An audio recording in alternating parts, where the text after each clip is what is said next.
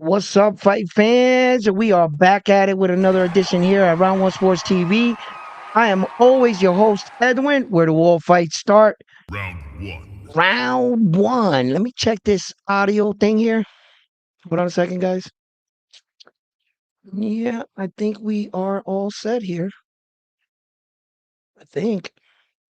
I think I gotta have this one on right here, I think. I'm not sure. Let's get this episode started. No sound? There you go. Yeah. All right, Frontline. What up, Frontline? What up? Did I just read his name and act like I didn't know him and shit? I was like, yeah, Frontline. No, oh shit, Frontline. What's up, my man? How you doing, Frontline? Listen, it is what it is. Holy shitballs. Mexico down bad. Whoa. Listen. Yo, shout out to Mexico, always in the fight. You know what I'm saying? You can't never count them out. They got their fair share of world champions, but they just lost two belts. Oh, they had opportunity. One was vacant and one they lost, but nevertheless, what did that add up to? They lost two belts. You had opportunity. So, right now I think that Kenji, man. Let me tell you something right now. That's the thumbnail. We got Kenji. There was a fights out in Japan. We're gonna be breaking down all the fights that occurred. Quick recap of all the fights and the main top stories in boxing. If there's anything you want to talk about, we can talk about it. So basically, they had the showdown in Japan, and Japan came out on top. It was Japan versus Mexico, basically, because the two biggest fights on the card, there was three titles on the line. Okay. But the two top fights were the co-main event and the main event was Japan versus Mexico. And shout out to Panda, head coach Panda. Great job with the guys you coaching. It just wasn't your night. Head coach Panda was giving his guy great instructions. Gonzalez actually in the seventh round. I would like to talk to Panda about this because the second round, it was a 10-8 round. We saw a 10-8 round in the second round. I understood that. The fight started getting away from Gonzalez, right? In the fourth, fifth, sixth. The sixth was questionable for me a little, but not so much. Not so well. All right. But the seventh, Gonzalez started to like find something there. He started to find it. And Kenji, he was hitting Kenji. He was like, Papa. And the thing that Gonzalez started to do is he started to jab with him and really utilize his jab in the fight. He started to switch it up. He also started um he got Kenji to stand in front of him and stop moving laterally. Kenji stopped moving. And Kenji started coming in thinking he was confident that he was going to probably, put it on Gonzalez. Gonzalez, man, he did really good in the seventh, the eighth. He did good. The problem is, to tell you the truth, I'm not sure if I'm right or wrong on this one, but I got to admit, I thought that Gonzalez overthought the fight. When Gonzalez made the adjustment, right? When he made the adjustment, Panda was in the corner telling him, yo, you need to do this. And Panda was giving him great instructions. Great instructions. I was hearing them, right? The thing is that I think Gonzalez thought that Kenji was on to him with his adjustments. And I think he was thinking too much for Kenji, if you ask me. Yeah, he started to veer away from what was working because he didn't want to copy and print, and then Kenji will catch on to it, right? But I thought you should have let him make the adjustment. He Gonzalez drifted off to what he was doing in the second, third, fourth round. He went right back to that instead of fighting the way he was fighting in the seventh, eighth round. Gonzalez, I think that after the eighth, like seventh, eighth, ninth, he started to veer off to what he was doing in the third, fourth round. And it was like in that moment, I'm watching the fight and I'm saying to myself, I couldn't help but notice, but think, couldn't help but think, bro, you're doing the same shit. Like, when like if you're fighting, right? And you do something, you start to think for him and thinking, I'm not gonna do the same thing because he's gonna catch me. It's when you're thinking too much for him. Let him figure out. Let him prove that if you go like the and he hits you, okay, you figured that out. But allow him to disrupt what you're doing, right? So where's Frontline? He's right here. Like he's like, where's Frontline? Frontline's been texting in the chat. Like what? He's right there, bro. So so I just thought that Gonzalez, he did a lot of good things in the fight. Um, and Kenshiro, he's 34 years old. The amazing boy, that dude is still like out there. Remember, he was doing his thing, like going up through the divisions and shit, grabbing a couple belts here and there. 34 years old. Some people might say that he's getting out of his prime. He fought just fine for me. He looked like he could beat anybody in that division with that kind of performance. I don't know how they're saying like, oh, he's past his prime. He's okay. Um, Kenji lost to Ricardo, right? Right? Like the last fight. And then here we are again, where the scenario is like, how the fuck is a fighter being awarded a title fight off of a loss? There are a lot of situations in boxing that this shit is occurring. Now we're down at the lower weight divisions. What? Nobody in the boxing world sees this? We don't see this. We're just going to act like, oh, he just got a vacant title shot. No, no, no. Wait. If my memory serves me correctly, okay, because I can go back and pull him up, right? Okay. Uh, Kenshiro, what was it? I'm gonna have to pull it up. Yeah, he lost to Ricardo Sandoval.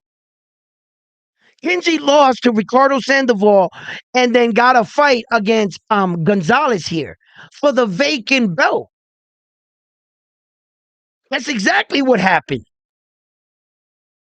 Remember, and then they're saying, "Oh, why is Tio getting a title fight?" What are you talking about? Why is Canelo Alvarez getting a title fight after a loss? Nobody seems to be when it comes to so we're real selective when we choose to mention these things. You understand? I think that some fighters are in position. Sometimes they're trying to make that other fight. They couldn't make it happen. And this guy showed up. Sometimes it's like that. Sometimes it's just straight up. Nope, we asked for him. He's getting a title shot after a loss. Saul, you understand? Sometimes it's like that. But you got to understand that boxing is a business disguised as a sport. It's always business first, fighter second. I always say that. And I believe that that's the way it is. You just don't throw away your top guys, your top boxers, your top money makers. They don't all have to be per se big money makers. You understand?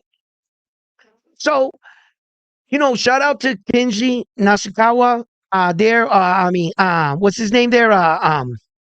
Kenshiro, here, Tachi. Jesus Christ. I try to practice his name all day. I'm so sorry, champ. You know, um, I got these names, these Japanese names and Russian names and stuff. You guys know how I am, but I don't take it lightly. I am, trust me, bro, for the last 10 minutes, I've been sitting here pronouncing these guys' names, and I knew it. It's probably my anxiety, but I knew I was going to mess up his name. So I apologize, champ. No disrespect to you. Never that. Not here on round one. No, we don't disrespect champions here. We live for champions. You know what I'm saying? We understand championships, and I always want to say you guys and you gentlemen's warriors' names correctly. So I apologize for that. But uh, the fight was very interesting. I thought he was gonna stop him in the 11th and 12th round when the fight was competitive to a certain degree. To a certain degree. Because I actually think I'm not sure what the scorecards all were saying, like the real scorecards we're reading. I saw that one of the scorecards was like really out there, bro. Like one of them was like, well, okay, I don't think the scorecard told the story of the fight. I thought maybe there was a possibility of something if Gonzalez could secure the 12th and 11th round. Thought, what he had some couple sneaky rounds in the fight. There was like one round, two round, maybe like that. That was like a swing one that I felt that could have went. So I was really like, let's see how uh, um, Ichiro, Ichiro, finishes. The fight. I wanted to see how he finished, and he finished strong. He finished strong. So in that regards, I was just like, yeah. And then the co-main event didn't let us down once again. Once again, Mexico. They down bad. Hey, yo, shout out to Mexico, man. Yeah, thank you. Thank you, babe. You know what I'm saying? Because it's always the rivalry, Mexican Japan rivalry. That shit is rich. That shit is rich. And you know, Mexicans and Japan fighters, they have been battling it out in the boxing fucking warrior gladiator coliseums all across the world, okay? And now that, my friend, if you don't know about Mexico and Japan, brother, you need to find out because those two countries, ooh, they be slugging it out, and it's exciting to watch. So Mexico, they might have not been your day, but you guys gonna be on your get back. I know you are. What's up, Latin brethren? Y'all gotta get these japones. You guys can't let them get away with this one. You know what I'm saying? So I know Mexico gonna be back stronger than ever. You know how boxing is. You got your ups, your downs, your lows, your highs. You know what I'm saying? So think that it was a great night for competition. So salute to both countries, both flags. Yo, Mexico, like I said, you guys are the shit. You know what I'm saying? Japan, bro, is it me? Is it me? On the past, I say 6, 8, 9, yeah, 6, 8 years. Japan has blown up. They have been a real force in the sport of boxing. Japan. Oh my goodness. Look, they are a powerhouse in boxing right now. I think a lot of us have our eras and our times. I think that US have proven, they're always a powerhouse here and there. They go down. They go down sometimes, and US be down bad sometimes, real bad, right? Um, but Japan has definitely proven that they are a big player and a big fucking they punch above their fucking their size, them Japanese dudes. They're punching above that, bro. I gotta admit, I mean, you don't see like cruiserweight Japanese dudes, heavyweight champion of the world. No, you might not see that, right? But they are doing their thing, man. They are doing their thing, and they climbing, they're getting belts. And it's great to see another country really push America and sets a standard for boxing, and America rises up and answers that. I love that. It's no secret. I'm an American Puerto Rican. Love my Puerto Rican fighters, love my American fighters, but I love all fighters. And in fair competition, I always love this shit right here, right? Because we talk our shit in boxing to get everybody riled up. Absolutely. Why? We want to see a squabble. We want to see ourselves a fight, don't we? Knockouts never get old. So, I think that Mexico's gonna go back out there to Japan, man. And they don't got a they don't got a good record right now against Japan, Mexico of late. Of late. In the past, I would say, let's say 5 years, Japan's on top right now. As far as wins and loss ratio against Mexico, Japan's on top right now. So Mexico right now, y'all gotta get this back. Um, and we got Puerto Rican fighters down there too, threading and fucking those deep waters down there in the lower weight division, where these guys can punch for days. They're throwing like a minimum of 100 punches per round. They're real electricity in a bottle down there in those lower weight divisions. I've always expressed this in boxing while I cover boxing. I've always expressed this. You got the guys at the lower weight division. That's the most speed in all of boxing.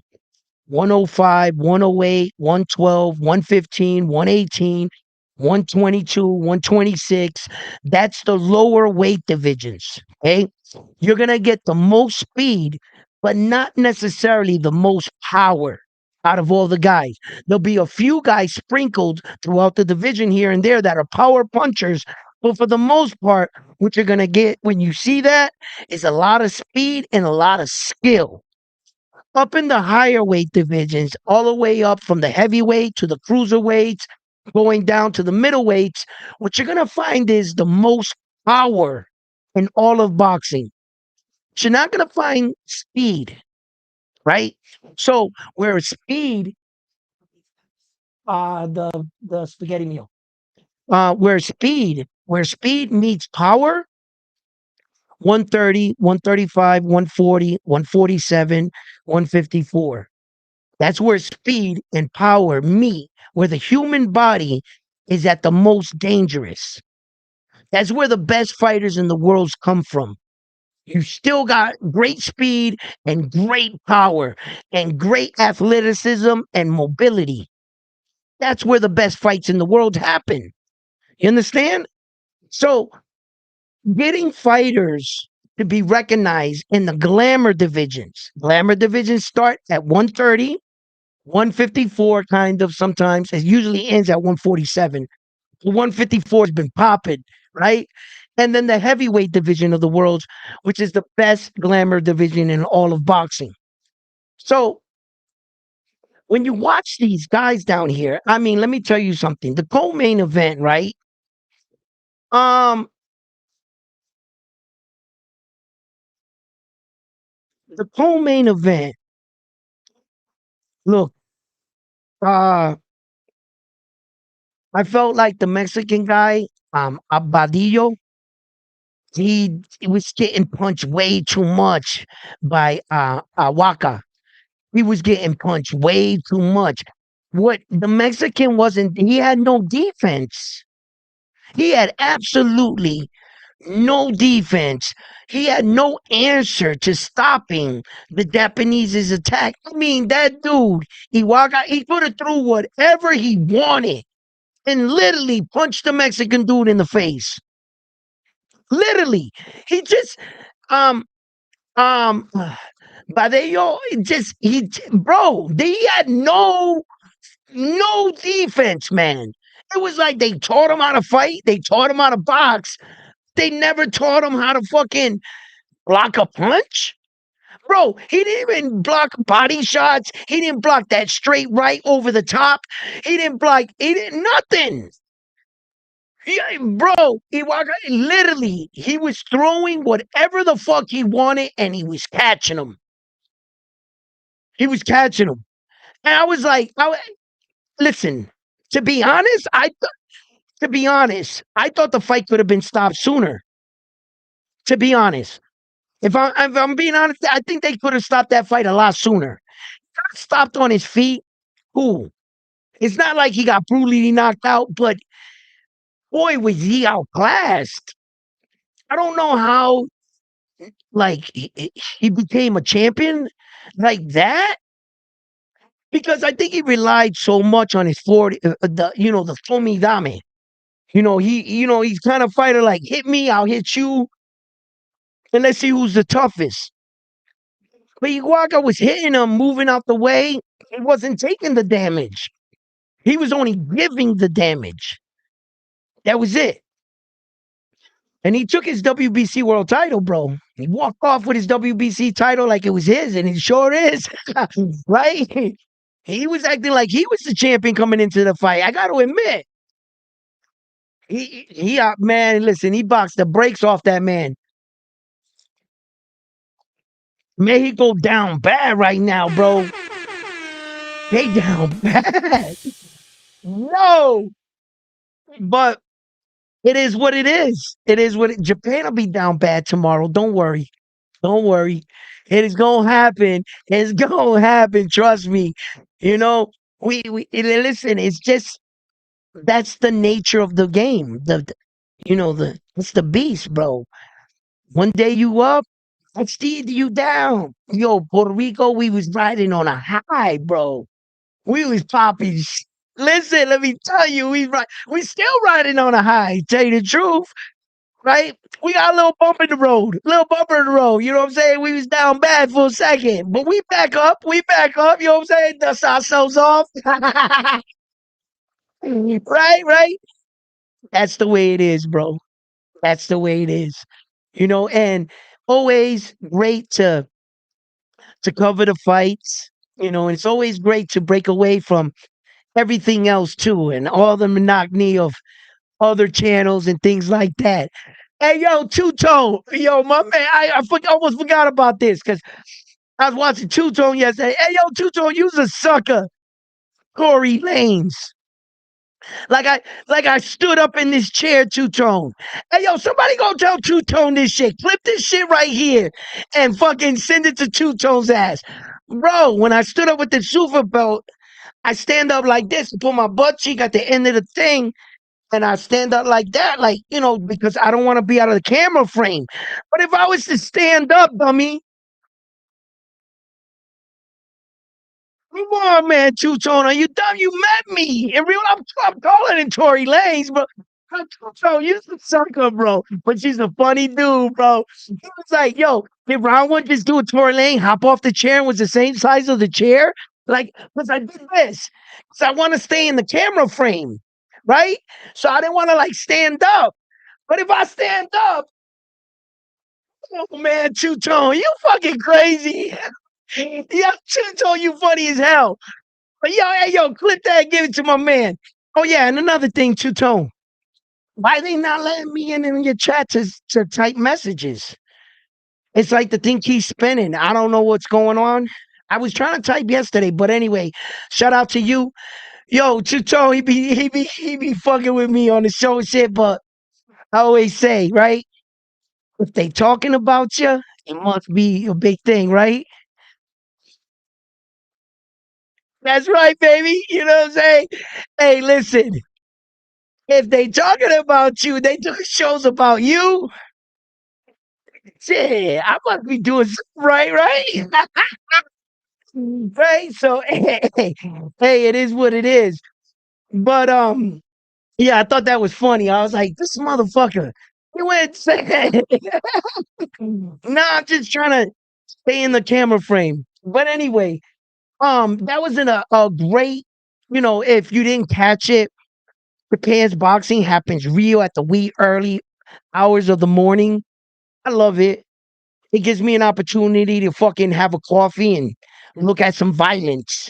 You know what I'm saying? My kind of morning, bro. Sign me up every time. Wake me up. What? Violence? Somebody's getting knocked out? Where they at? You know what I'm saying? I'm ready to go see some shit like that. So, I'll get up and watch these fights and stuff because I really like the lower weight divisions. They really show a lot of skill, a lot of speed, a lot of what boxing really the dance should look like when it's performed at the top level. When it's performed at the top level. A lot of these guys are fast and they're thing, but they're not, the best of the best there. But definitely when it's performed at the top level with the top 15 guys, those guys from 15 and up, that's when you get in boxing down there, and it's fucking phenomenal, bro. Yo, my co-host Frontline is gonna join us in the building. I must not be reading chats because Frontline has joined us, and that's usually why he's hey, read the chat, mama. Hey, yo, Yeah. Frontline, what up, baby? Yo, what's going on? What's going on? Ain't shit. Another day. Did you Yo, happen to catch the fights? I sold that Japanese card. I happened to catch it on Pro Box last night. Okay. Um, Had a fight. That Diego Pacheco fight. Oh, we'll get to that. Yes. Yep. Yep. What's That up? What's going on? Yep. Go ahead. he surprised me. Diego Pacheco surprised I I expected him to win, but not by stoppage. The way he demolished Aleem. Like you? Aleem had nothing for him. I expected it to be a better fight than what it I, was. I I I expected it to be a better fight. Um, I guess. Okay, I'm gonna be honest with you. Since we're talking about it, I'm gonna break it down real quick. First of all, I had to stop myself in halfway through the fight while I was watching that fight. I was watching it all wrong. I kept judging Alan David Picasso with the top guys. And I was saying he's not ready for the top guys. Then midway through the fight, I realized Edwin, judge him for his level. Wait, you Judge talking him for about what Picasso or are you talking about I'm talking Pacheco? about. I'm talking about. I'm sorry, Pacheco. Sorry, did I say Picasso? Yeah, you Pacheco. said David Allen Picasso. I'm sorry. Pacheco with Alim. At that fight, I started saying to myself, judge him for his level, Edwin. Now, mind you, Edwin, he's going through, ain't this like his third coach train change? Now he's with Buddy McGirt, Yes. right? Okay. So I understand that he's had a few fights and his career has been a little bit slow, and his progression for me has not been like I think he should have been further along in his skill wise than what he actually is right now. But I caught myself mid fight saying that, and the minute I started actually watching him, I started seeing what his improvements were.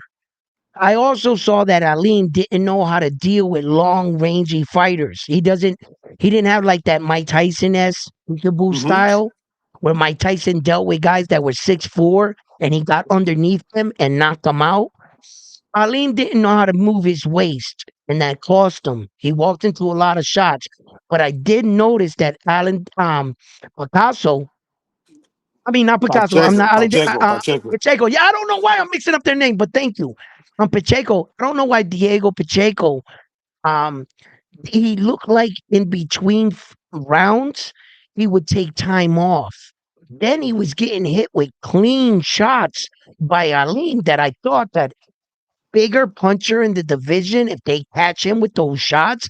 So he needs to tighten up on some shit. But I did like and enjoy his warrior spirit, his tenacity on coming forward. um, there were certain moments in the fight that I really thought he should have stepped on the gas and take Alim out, but what do I know? He's in the ring. He sees better, and he can feel Alim's power still. I'm not sure if he was still strong or punching strong at the time. Maybe that's why he didn't step on the gas. Who knows? See, those are the things we don't know. So, but I think overall, I will agree with you. Pacheco looked better. Pacheco, I didn't think he was going to stop him, and he did. He did. He, in fact, ended up stopping him. So I said all of that to say this that I agree with you, but only to a certain degree. I Well, think the Pacheco, he can't fight Hamza, bro. why not? Hey, Hamza will rock him, bro. I'm Okay, well, hold telling you. on. No, Yo, Hamza will rock Pacheco, bro. And I'm talking listen, about saying he would stop him. listen. You got to understand one thing. All right. The way Pacheco fought, where you talk about he took breaks in between the rounds and he was getting clipped or whatever, Mm-hmm. that was based on his competition. Had Okay. he had a Shiraz, a Mongia, or somebody like that in front of him, I don't think he's gonna leave himself open like that. Like it'll be stupid on his part. He'll get knocked the fuck out if that's the case. So I don't So what are think, and you saying? I don't think So what are Buddy you saying? McGirt. What I'm Yeah. Go saying ahead. is, I really think Diego Pacheco has a chance against Shiraz. You think he has? Look, I think that Jaime Munguia will give him a boxing lesson. There's Who? some things that Pacheco, right? But I think Jaime Munguia will give because Jaime Munguia is a better boxer. But what I don't have a lot of faith in Jaime because he has round mental lapses. He does good, and then all of a sudden it's like he forgets where he's at. He starts to be a little laxy daisy in front of the guy. So, and even in his next fight, even with the second Bruno fight, he still shows signs at some point in the fight of mental breakdown. Like he's that kid in the left field in the baseball game, in the little league game, throwing his glove up in the field. He becomes him. So That's what you're gonna because see. That's what you're gonna see against Spencer Zoo. well, let's not move the goalpost right now. We'll talk about that fight, but because that's fucking crazy.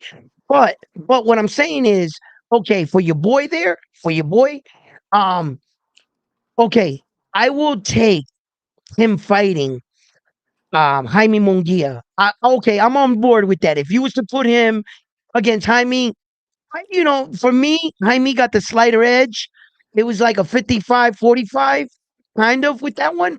But if you put him against Hamza, Hold on, let me ask you this, Edward. Shiraz, Shiraz, the Stylistically, way Shiraz is cracking, bro, he's st- gonna hurt him. He's gonna stylistically, hurt your boy. I'm trying to tell you. Okay, stylistically, okay, okay.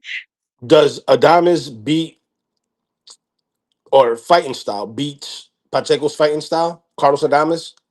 That's not fair, but I'll allow it. Not fair, but I'll allow it. Carlos Adames, I gotta admit, Hamza's not want doesn't want to fight that man again. Carlos Adames got Hamza's number. Okay, but He's their got fighting style. I'm talking Hamza's about their number fighting because styles. because of their styles. But that's not fair that you're saying that because even if I was to disagree, I still think Carlos Adames might give Hamza a run for his money. Again, if they were to fight again, I Okay, think if now not, Carlos beats him. Because Carlos stylistically, is a smarter fighter, though. That Dominican dude is a way smarter fighter than your okay, fucking. that's where I'm getting at. Stylistically, ring IQ. Yup. If you compare Carlos Adames to Diego Pacheco, you're saying that Carlos Adames has better ring IQ and a better fighting style, correct? Okay. Where are you going Now, with this? my next question: what about Mongia versus Adames, IQ and fighting styles? Ooh, mm, there's that's a 50-50. I see Carlos Adames stopping Mongia. I see Mongia stopping him. I see because Carlos Adames, one thing he lacks in might be his cardio. But that Dominican is tough, bro. He can take some punches. He's got a good chin. He took Hamza's punches. Edgar Berlanga couldn't take those punches, bro. Time out. Time out. Stop it. Stop What? right there. What? Did I bring up Edgar Berlanga, Puerto Rican fighter? I hurt your No, nerve? What? no. What? What? You're talking about a Hamza Shiraz that cracked Carlos Adames at 160. Yeah, He but went up and got more power. wasn't Carlos Adames cutting a lot of weight? Wasn't he already like a considered a Yes, weight bully? So but we don't he's know. not a little dude. But we're He's not. not a We don't little know. dude. I get it, but we don't know how Carlos Adames We don't will know. crack at 68 because he hasn't fought at 68 yet. Okay, okay, I'll give you that. I'll give you that. But you know how I am. I like the fighter to prove themselves first Right. before I award them this power or speed because it doesn't always work out for every human the same way. So I'll give you that. But I'm just saying. I'm just saying. Carlos Adames did show a good beard against Hamza's power. Okay, but Hamza's power, did Hamza's power translate? I mean, it translated more at 68 than it did at 60. you can't say that. Now you see that's where you fucked up. Because Hamza just leading up into the Carlos Adames fight was knocking everybody out. He was supposed to knock out Carlos Adames. Remember that. His power was there. It's not like Teofimo Lopez, where he went an entire division and showed no power and jumped up to the next division. Everybody but Carlos Adames. Remember, Hamza was stopping. Yeah. So it was just that fight. He went up to Edgar Berlanga, and then, bro, he put Edgar Berlanga out, face down, ass up, bro. No, That's it what I wasn't like saw that. on He the put him tennis out, but courts. not like that. He put him out, hey, face down, ass up. Them King of New York shorts were up in the fucking air, bro. I was right there in the fight, looking at it with Bam Bam Boogie. Bam Bam Boogie's tear came out of his eye. I was like, damn, nigga, you hurt like that, and I saw it firsthand. But shout out to Edgar Berlanga bouncing back. We're putting a card for Zuffa in New York City.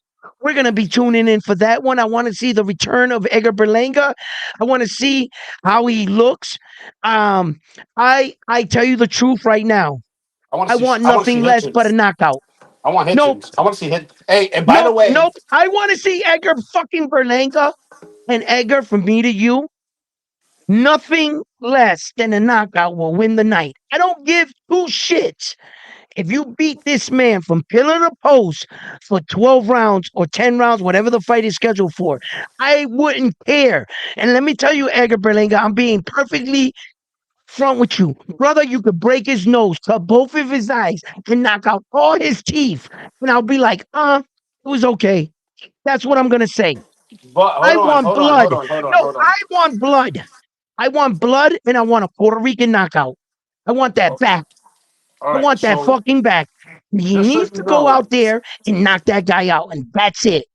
this dude That is is it. not no slump. You know that, right? I know this, but he's That not beat the Butler. fucking. Yeah, okay, he's not no slump. Okay, but he ain't no Edgar Berlanga. No, he's not. Okay, then. Okay, then. And that is my point. That, my friend, is my point. Edgar Berlanga, I understand he's not a slouch. I understand you can't take this guy lightly. I don't give two shits. My man, you got knocked out in New York City, in your hometown, and you're back in New York City headlining. This is your night to erase the past.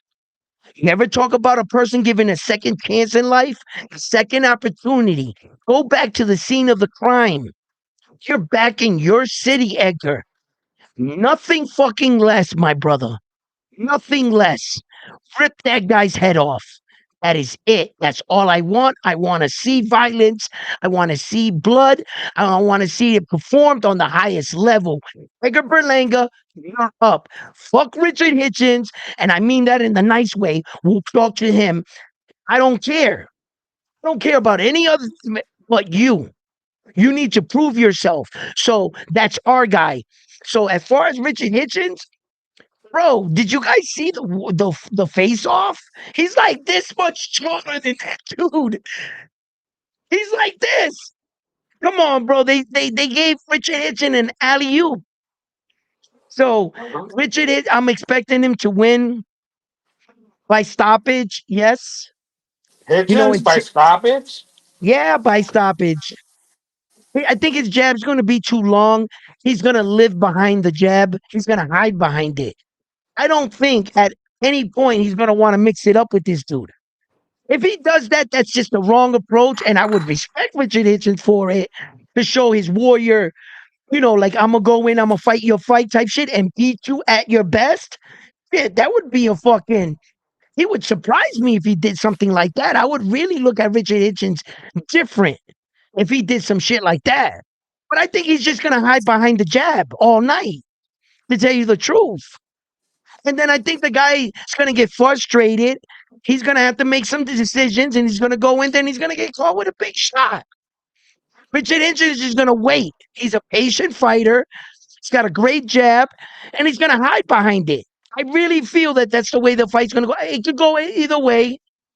Boxing is crazy, but I just think, yeah, I don't think that this guy gets to him. I would love for the guy to make it an interesting fight, but I think this is an alley oop for Zuffa's future plans. They're setting up Edgar Berlanga. They're setting up, dressing up Richard Hitchens for the future, for other mega fights. And we've all heard Shakur Stevenson. That's a done deal. He is a Zuffa fighter.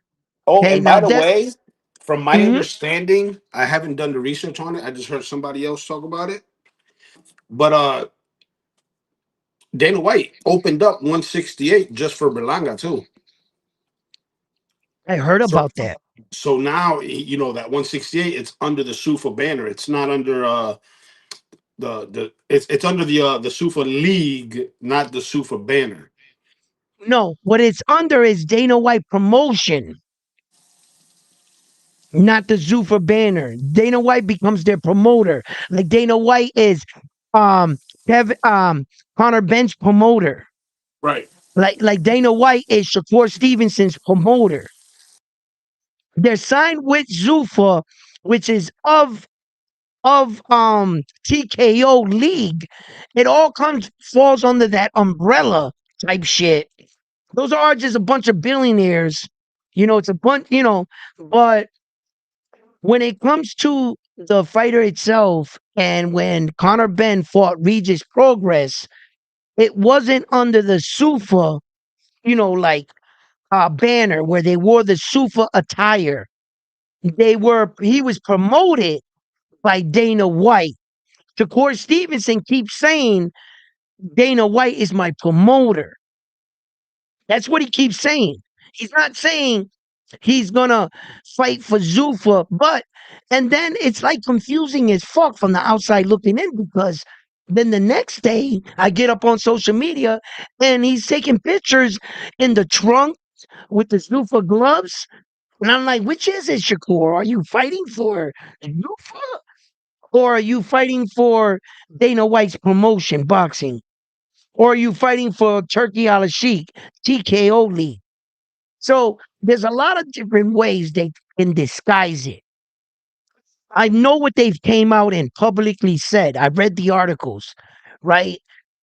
There's just something about it that doesn't sit right with me. It just doesn't sit right. Zuffa is not transparent as what we think they are. They're not. It seems like every time for a different fighter, they bust out a new set of rules. Am I right? Yeah, Um, that's what it looked you like. That's what it looks like. So I'm as confused as ever. So sometimes when I talk about Zuffa or the UFC, you could probably call me out on that because I might not be as fluent in those type things. But the one thing that I am fluent in is viewing boxing. Until this day, I've never been called out for actually talking about boxing. I've been called out and said, "Hey, round one, do your Google fact check for what? For the Sabier Matias situation where I spoke up and said, I think that they did legal action on Subriel for what happened with Mamet Dervicek when he lost his life in the ring. I think they would have did their due diligence, and I was called out on that. And they said, round one, do do your Google fact check. So they were talking about the situation that I said about when the guy lost his life in the ring, right? Okay. When they also said, hey, round one, do your fact check on Google. That was about the UFC, right? It's about Bellator, the UFC, shit like that. But it's never about my boxing ring IQ. It's never about actually boxing. I don't have to Google search boxing. Because when it comes to boxing, that's something I know about. See, most of these guys, they don't want to talk boxing. They rather get you caught up on shit that you're just entering a conversation and allow the conversation to continue. then they want to get serious with you. You know what I'm saying? But it's as long as it's not about actual boxing, then I'm okay with that. Call me out and talk to me about fighting. That's what I'm doing here. That's what we're covering. It's not about the UFC. It's not about whether or not I think legally they took action on somebody, whether or not they lost their life on.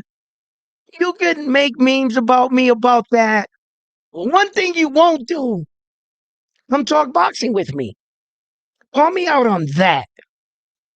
Let's see where your IQ is on actually that.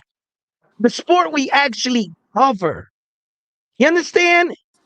So Hey, it's shout out to the chat real quick. Chile de Garcia's in the building. We fight in the building. All facts in the building. Low key QS 17. Big boys boxing. Richards in the building. Adams in the building. They salute. top it up. David Delgado's in the building. Who else is in here? Mark's in the building.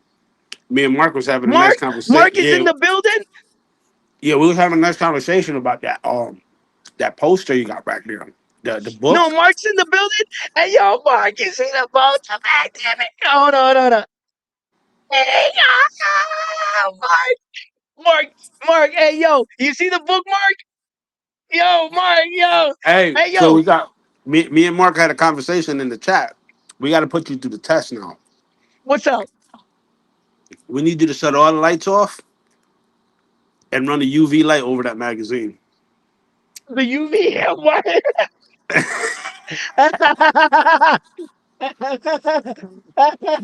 Yeah, it's gonna show Naoya Inoue code on the front of the book. You know what I'm saying? Hey, listen. I just want to tell you guys a quick history on the book. This is all made up on my half, but just play along, guys. Right?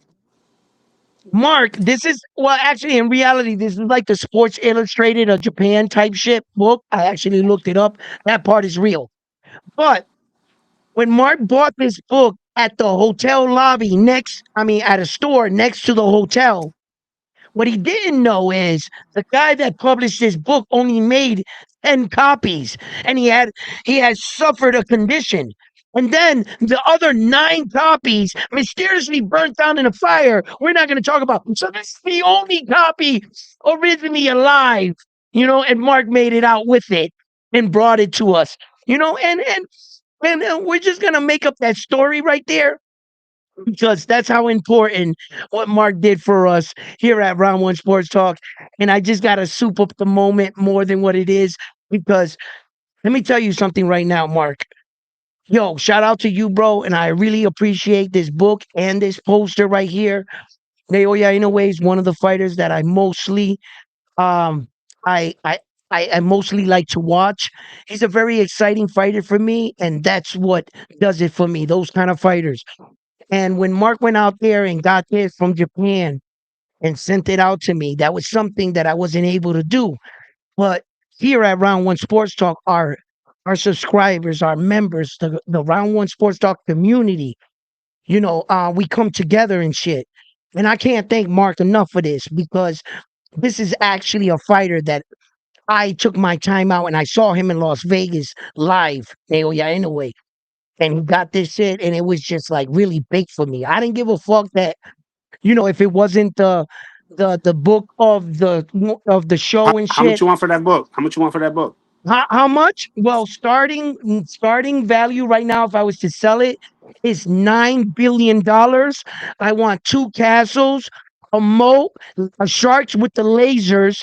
I want alligators with sharp teeth, and if you can throw in probably, I would say the full collection of the royal diamonds, you got yourself a deal. If you can't come up with that, I'm just gonna keep it. I'm just gonna keep it. I'm just gonna keep it because it makes no sense. It's a one of one. It's a one of one to me, and I will never sell that book or that poster ever. A gift isn't something you ever sell. It's at least morally for me. If someone gives you a gift, I understand that it's a gift. It's not the type of Hey, thing that you trade or anything else. shout out to But Precise Constructs. He said, "What's the topic, man? We what's talking the top? boxing. We talking Oh yeah, boxing." yeah. Yeah, absolutely. The topic is what you want it to be. Truthfully, anything boxing here at Round One Sports Talk. The thumbnail is the fights that happen in Japan, the victories. Japan over Mexico. Yeah. Mexico, came up short a little, but they'll be back. They'll be back stronger than Hey, ever. They always what are. what what have you heard? What have you Yep. heard in regards to the Devin Haney and Keyshawn Davis into a purse bid? Okay, so far, what I've heard about the Keyshawn Davis and the purse bid, they're gonna actually do this live on a TV. I guess it's the first time they've ever done it in boxing. What they're And gonna the auction, the bids? yeah, they're gonna Okay, do it live on a stream type shit. So, okay. um, look, look, I think this is a mistake. In actuality, I think it's a mistake. I think that I have a question though. Why yeah. why doesn't if he's got his own promotional company, DHP, why don't he been on the fight? Okay, because in the reality, although a lot of these fighters want to pretend like they're showing other fighters, look, we're our own promotion. We don't need you. When it comes to pay the bill, they're like, oh shit. And they start to realize everything a real top promoter takes care of: your team, your hotel room, your trunks or your shorts, your media, they make sure that all your ducks are lined up in a row so that you can concentrate on the fight. If you're your own promoter, like Devin Haney and Bill Haney, Devin has his father do it. What Devin's father does, he does more like a slash manager slash promoter consultant with top promoters like Turkey, Ed Hearn, Top Rank, people like that. So what happens is Devin Haney could have bidded on his own fight once upon a time ago with Martin there. What's his name there?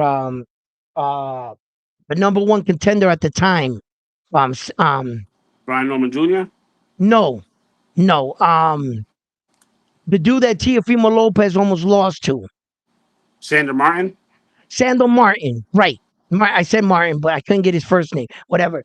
So remember that fight with Sandal Martin and Devin Haney? We went to a purse bid, and there was only one promotion company that bidded on it. At the time, Devin could have bidded on his own fight, but that fight never materialized. Remember that? Okay. So that goes to this. But now, didn't we were just taught a harsh lesson in boxing? Weren't we just taught this? What happened with Lewis Crocker and Liam Paro, where that they let the fight go to a purse bid, and Liam Paro won the first purse bid. Their people, and the fight was put in Australia when you were the champion. You went and lost a close decision in Australia, where that if you had that fight back home, you win that fight, Lewis Crocker. You win that fight. But you had to go have it the fight out in Australia. An enemy on a purse bid. Now I understand these are two American fighters. So anywhere in America you put the fight, you know, not unless you put it in Norfolk, Virginia, right? In Keyshawn's backyard. But I think it's a mistake. I think Devin should have the fight on his terms. He should have never got to this. I honestly think that Devin's further along than Keyshawn. Keyshawn is a good fighter, an explosive Keyshawn gonna fighter. knock Devin the fuck out. Hell no. Hell no. I Watch, don't I don't see it. Devin's watch. not a punk, bro. He's not a punk. Yo, Bill Haney can turn you off for all his antics. And for the most part, I see a lot of fans get turned off by Devin Haney because of some things that Bill will say. But I see a lot of fans come to Devin Haney because of some things what Bill would say. So it works both ways. Because I'm not saying that Bill's bad for Devin, never that. Right? But I don't think Devin is as soft as a fighter that everybody's trying to portray him to be. Not a Devin Haney like fanboy or nothing. I'm just speaking honestly. You trying to give Devin's him further sense. along. He's further along than Keyshawn, bro. He is. And it just might be another Brian Norman, Devin Haney performance. Look, I'm gonna be honest Devin, with you. I'm not a Haney fan at all, but mm, I do give credit when credit's due. yeah, Um, right. I do. Now, here's my take on that fight if it materializes. If we get a well focused, a well disciplined Keyshawn Davis, it's over for Haney.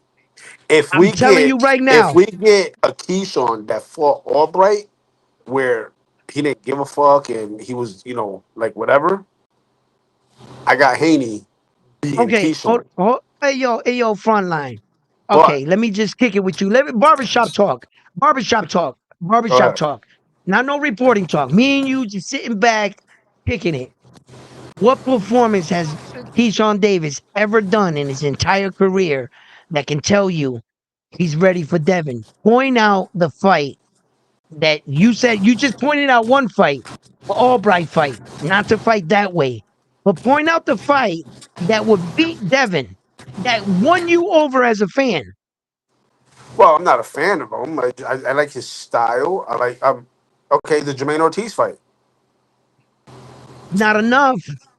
Jermaine Ortiz didn't show up in that fight. He didn't push That's Keyshawn. my point. He That's didn't my push point. Keyshawn. Keyshawn didn't show up either. Keyshawn What you didn't show mean up he for didn't the. show He up? didn't show up for the Jermaine fight. He didn't He show up didn't for the show up for Albright the fight. Jermaine. No, no, no. You mean he beat Jermaine Ortiz on fumes? Not on fumes. I didn't say on fumes. I'm just Okay, not saying on fumes. he didn't take that fight Had the serious. tank was halfway filled. Yeah, he had about a quarter. He had about a quarter tank and he beat Jermaine He Ortiz didn't. on a quarter tank. So okay, so here's the difference between That would be Keyshawn. dangerous. He would be dangerous at that point. If that was a quarter tank, Keyshawn Davis is what you're saying. Here's the Imagine with a difference. full 100%. He would Yeah, destroy he's fucking knocking he's Henny. knocking Devin the fuck out. But Oh anyways, my here, God. here's my point though. My point is this: Keyshawn has the killer instinct. Devin Haney It doesn't. does. Yeah, Devin but Haney that's doesn't. you're right. You're Which right which about which that. which, which I mean, if I in won't argue that. Yeah. the event if Haney was to hurt Keyshawn by miracle, he's not going to go for the kill. Now on the flip side, if Keyshawn hurts Devin, it's over for Devin. Hey yo, hey yo, Adam says Keyshawn got He's power, but he doesn't use it enough. He can one hit with you. That's right. That's what I'm saying. But once His, again, I go back to my statement. If we get a 100% focused, a 100% dedicated Keyshawn, I'm telling you, write this shit down on Round One Sports Talk today. He is gonna beat the shit out of Devin Haney. Mark my words. not sure about that, bro. Hey yo, listen, I can get where some people will get lost and what Devin's last fights were. I was honest with you guys. I was honest with you, my assessment. Look, check it out. When he beat Brian Norman Jr., everybody and they took their pom poms out. He's back, blah blah blah. And I was like, calm down, guys, calm down.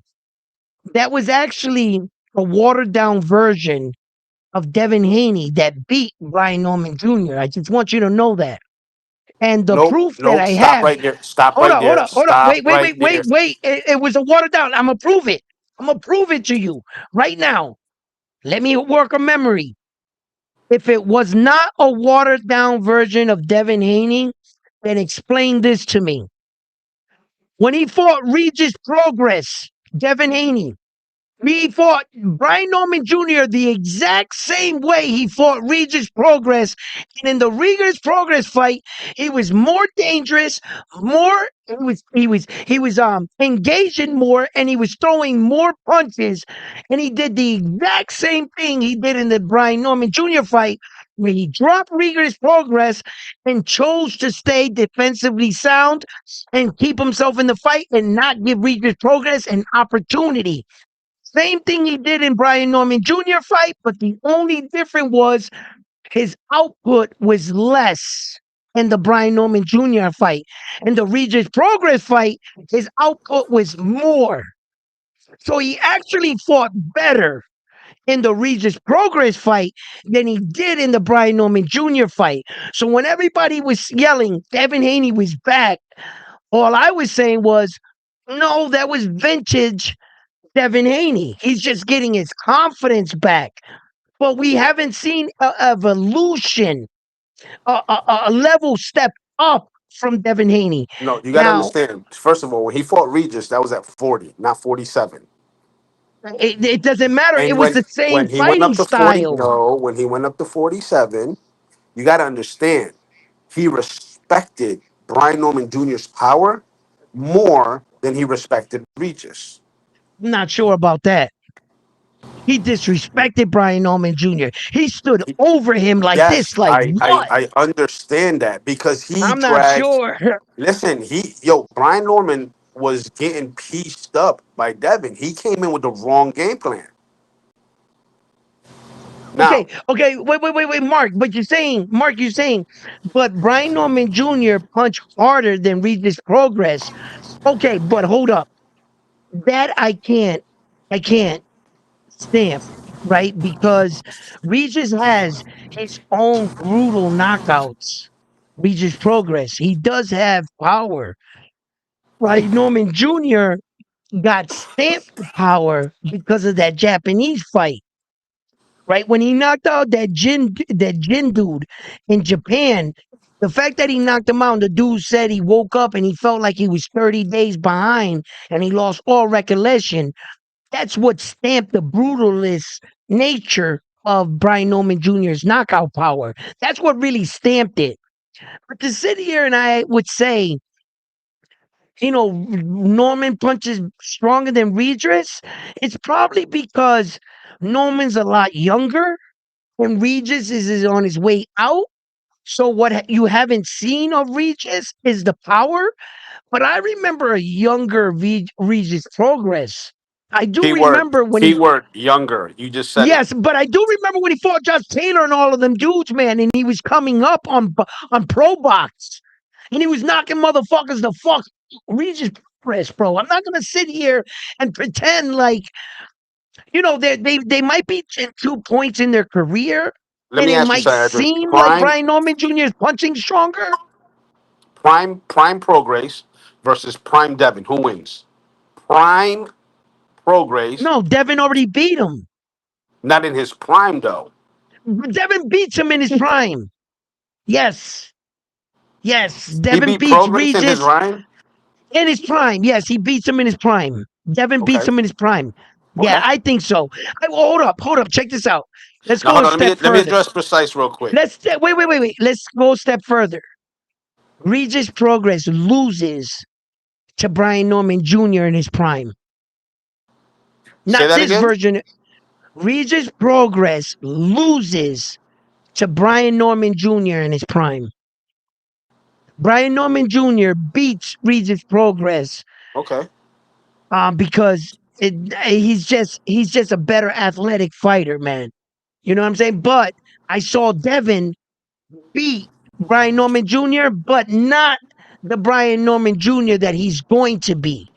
I would actually like to see Brian Norman Jr. fight Devin again a little bit later because what I saw from Richard Shields and Brian Norman Jr., I saw a more efficient version of Brian Norman Jr., and I'm really intrigued to see if he can even step what his last performance was, if he can take that right there and step it up to another level. You understand? So I actually would like to see Brian Norman Jr. get that get back with with Devin Haney, maybe in the future. But Devin Haney right now with Shakur, I mean with Keyshawn Davis. I'm speaking honestly. That goes to show you how many few stars there actually is in boxing. How many few, I repeat, how many few stars there is in boxing.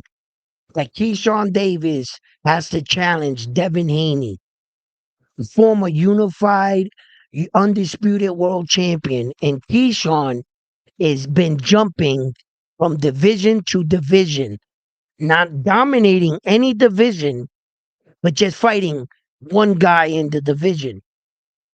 And that's the guy you guys actually think is going to fight a guy that's starting to settle down. Devin Haney has been considered a weight bully throughout his career for a reason. Keyshawn's coming into this weight division.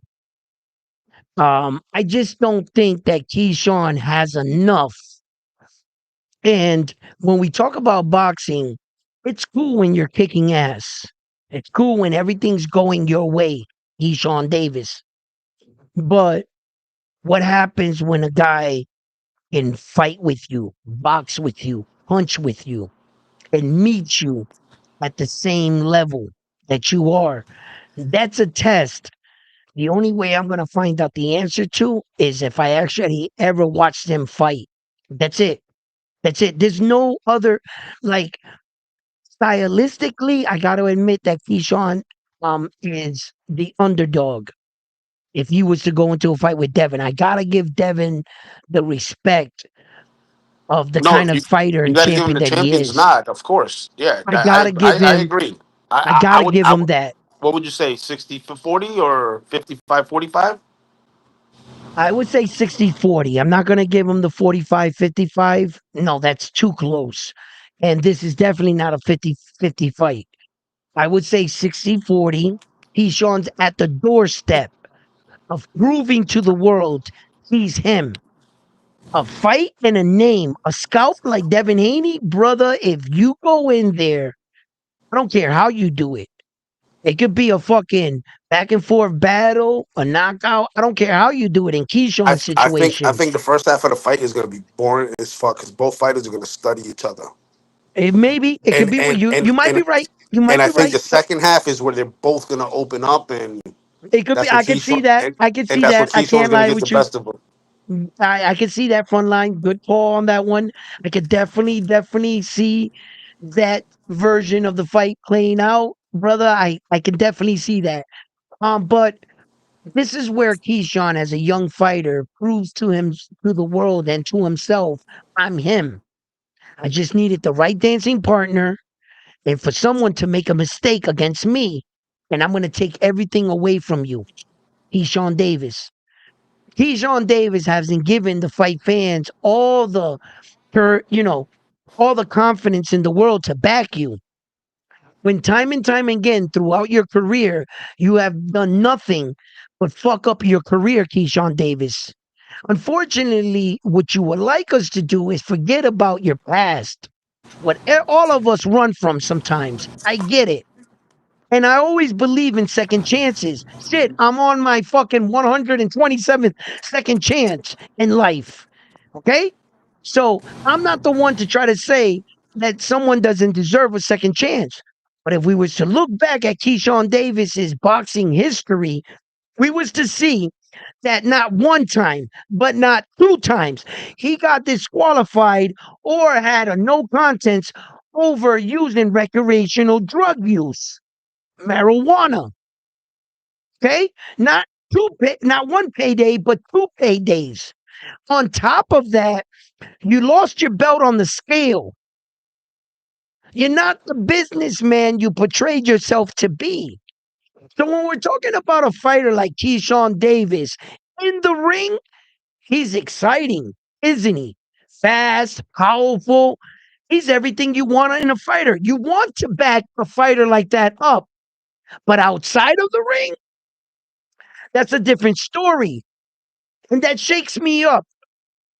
Am I going to read tomorrow? Am I going to wake up tomorrow and read the headlines? Keyshawn Davis arrested for crashing his car into something or doing something or smacking this girl or some. Is that like my confidence on backing him as a fighter and what he's doing outside of boxing doesn't have me convinced.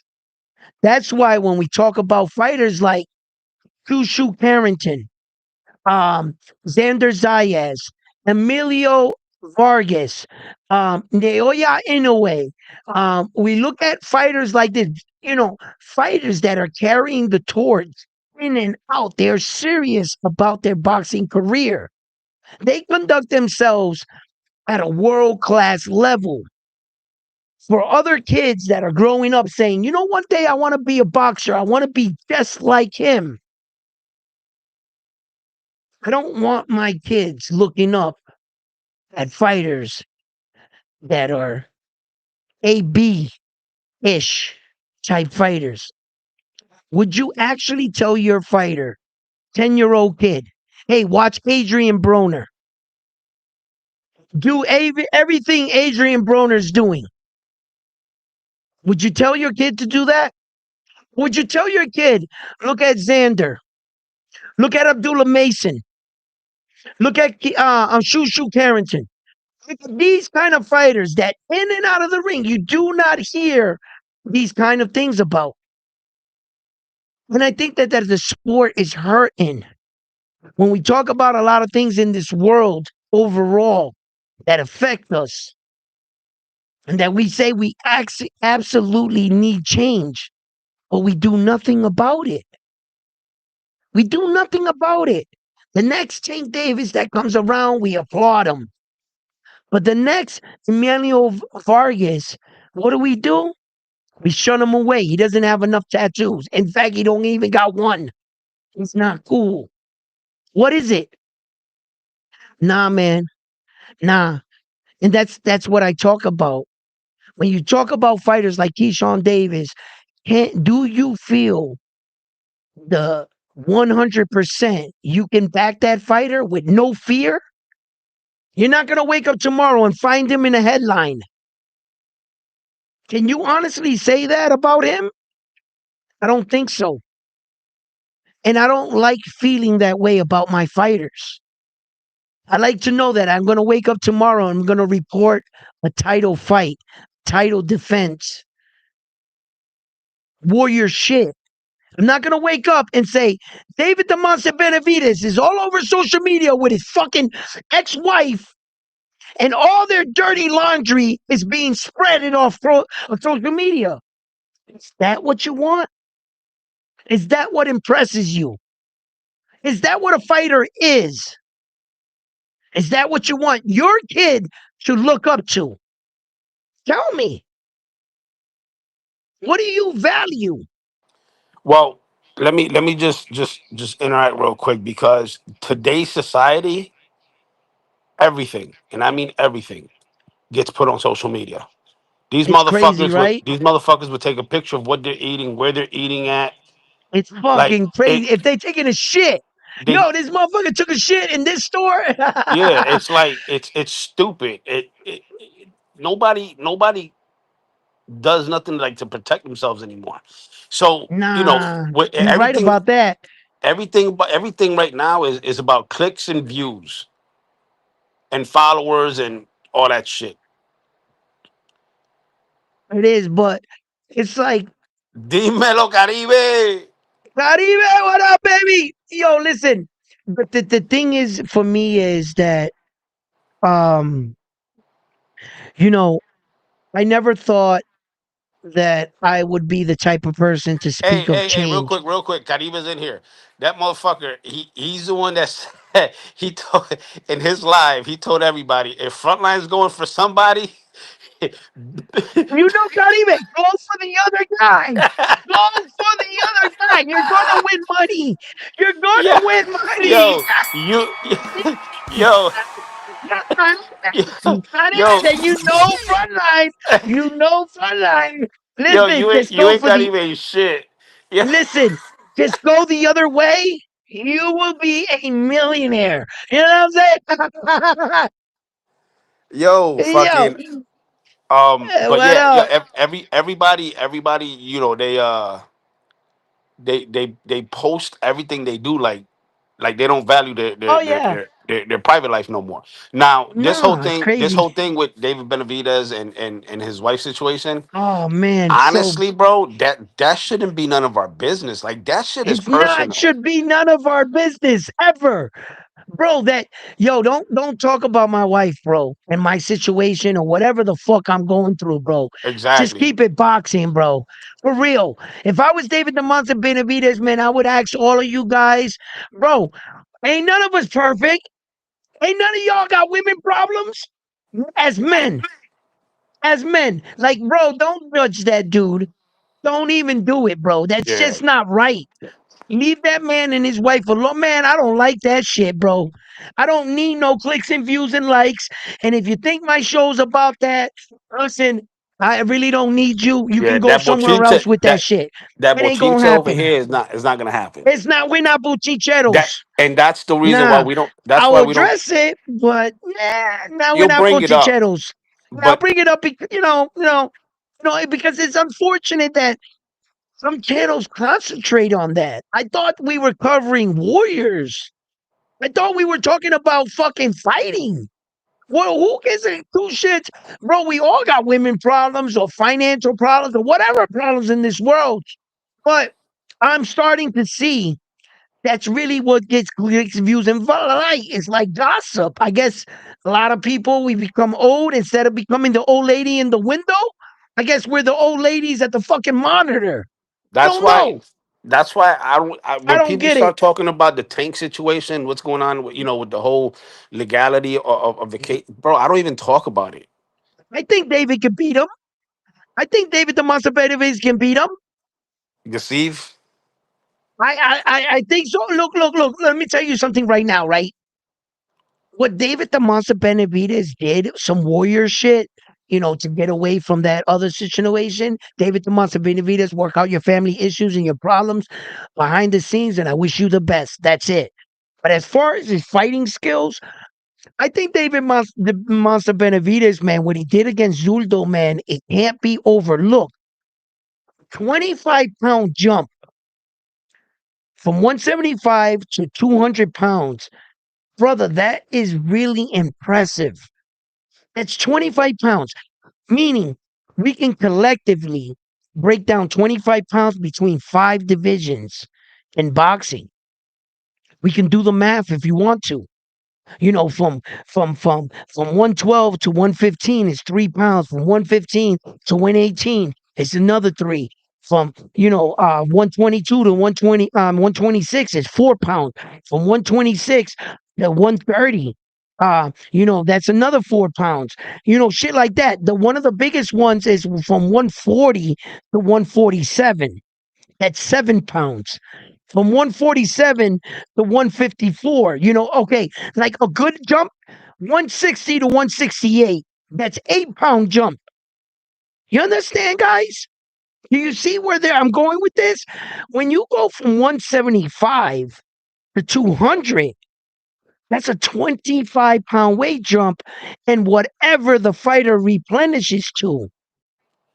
So how much Zudo made weight, but he's also going to put on weight. He's going to put on another 16, 20 pounds on top of the 25 pounds. So when David was able to do that, the way he did it, the punching power he displayed, I'm all aboard. I'm all Y- aboard. Yo, There's In the Latin nothing. community, we got to talk about an up and coming fight that's brewing And what? in the Latin community, And and who? they talking heavy about it. Nestor Bravo versus Isaac Pitbull Cruz. Huh? I think it's set for September. Nestor Bravo versus Isa Pitbull Cruz? Yes, I think it's set for September. Let me double check before Huh? I talk my shit. Yeah, Mr. please fact check Bravo. that. No, Okay, no, no, well, no. It's definitely happening. you're saying I gotta look this up, but you're saying that Isaac Pitbull Cruz's next fight might just be Nestor Bravo. No, no, no, no, no, no. I said, what do you think about that fight? The fight is happening. Okay, what do I think about it? Look, Isaac Pitbull Cruz, man, he's just a little engine that could tell you the truth. Isaac Pitbull Cruz has gone into many fights where secretly I didn't have him in the fight. I rooted for him, Latin fighter. I didn't think he was going to beat Lamont Roach. I really didn't. But I gave him a puncher's chance. He definitely impressed me. I didn't think he was going to beat Rolly. I thought Rolly was going to be too big, too powerful for Isaac Pitbull Cruz. And boy, did he bounce Rolly's head off in that fucking fight. Okay? He really, like, I mean, there was no point in the fight Rolly was winning. And I thought Rolly was going to beat him. Thought Tank Davis was going to knock him out. And Isaac Pitbull Cruz showed once again he's a lot more durable and a lot more tougher than what what you can look in a don't read a book by its cover. It's basically what I'm saying. I think that's look, Bravo, a great fighter and everything, but I'll take Esau in the fight. I'll take Esau Pitbull in the Cruz in the fight. Guess who I got? Um, who do you got? Guess. Take a wild guess. I got Bravo. Of course you got Nestor Bravo. Yo, listen, you biased mofo. Listen, That's it. bro, listen. I know you got Nestor Bravo, but I look. I just, I can't pick with my flag all the time like that. I'm not frontline. Um, I just think that Esau just might edge it out. He's been in the ring with Tank Davis's, the Lamont Roaches. He's been in there with the top guys, man.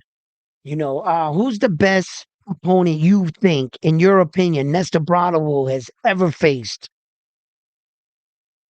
Who's the best for you that Esau Pitbull Cruz? Who do you think that Nestor Bravo fought that is better than Esau Pitbull Cruz? Now, Esau Pitbull Cruz doesn't got these guys on the winning column. I understand that's a draw with Lamont Roach. It's not a win. It's a draw with Tank Davis type shit. It's not a win. Well, It's he's been really having a whole bunch of draws, so I understand it's that. So it's so hard so to if say. I'm just alerting you to that if you're gonna bring that up. But what do you got for Nestor Bravo that can mirror at least Esau's draws? Listen, I thought Esau was gonna get knocked by Tank. I thought he was gonna get knocked out by Rolly. I really did. And he's just a tough little Mexican dude, bro. And Esau won me over. Never count him out. Never count that Mexican dude out in a fight. Never. He will surprise you. Esau Pitbull Cruz, he is what his name is. He's a little pitbull. He really is. And I think that I just can't count him out. Nestor Bravo, of course, I know who he is. I know what he's What done. I think what Fiero did to Pitbull Cruz, Mm. although Fiero lost, but you saw Fiero, he You put saw Pitbull in check. you saw the exposure of Pitbull's game, is what you're saying? Hey, He low was key, I don't know where it's at. It's Fresh Productions working their magic right now, but they said it's official. And it's mm, sometime in September. And I think, if I'm not mistaken, it's probably not there, but Subriel's supposed to be coming back sometime in September, October. And we still don't know if it's gonna be if he's coming back at 40 or 47. That's I gotta get with my buddies to see what they got. You want me to read that one for you, Edwin? yeah, go ahead. If Gasib hits Benavidez, David might have to leave in an ambulance. Word from many heavies who have sparred Gasib have said that's the hardest I've ever been hit. Really, he's that type of fighter. You can listen to a lot of these things that fighters do say, and most of my investigation that I do anyway here at Round One Sports Talk, I like to go back and see interviews that fighters talked about as fighters, right? A lot of fighters did and was warning a lot of people about Ryan Garcia's power. Tank Davis talked about it. A lot of people talked about Ryan Garcia's power until Ryan Garcia got up there and he started proving it.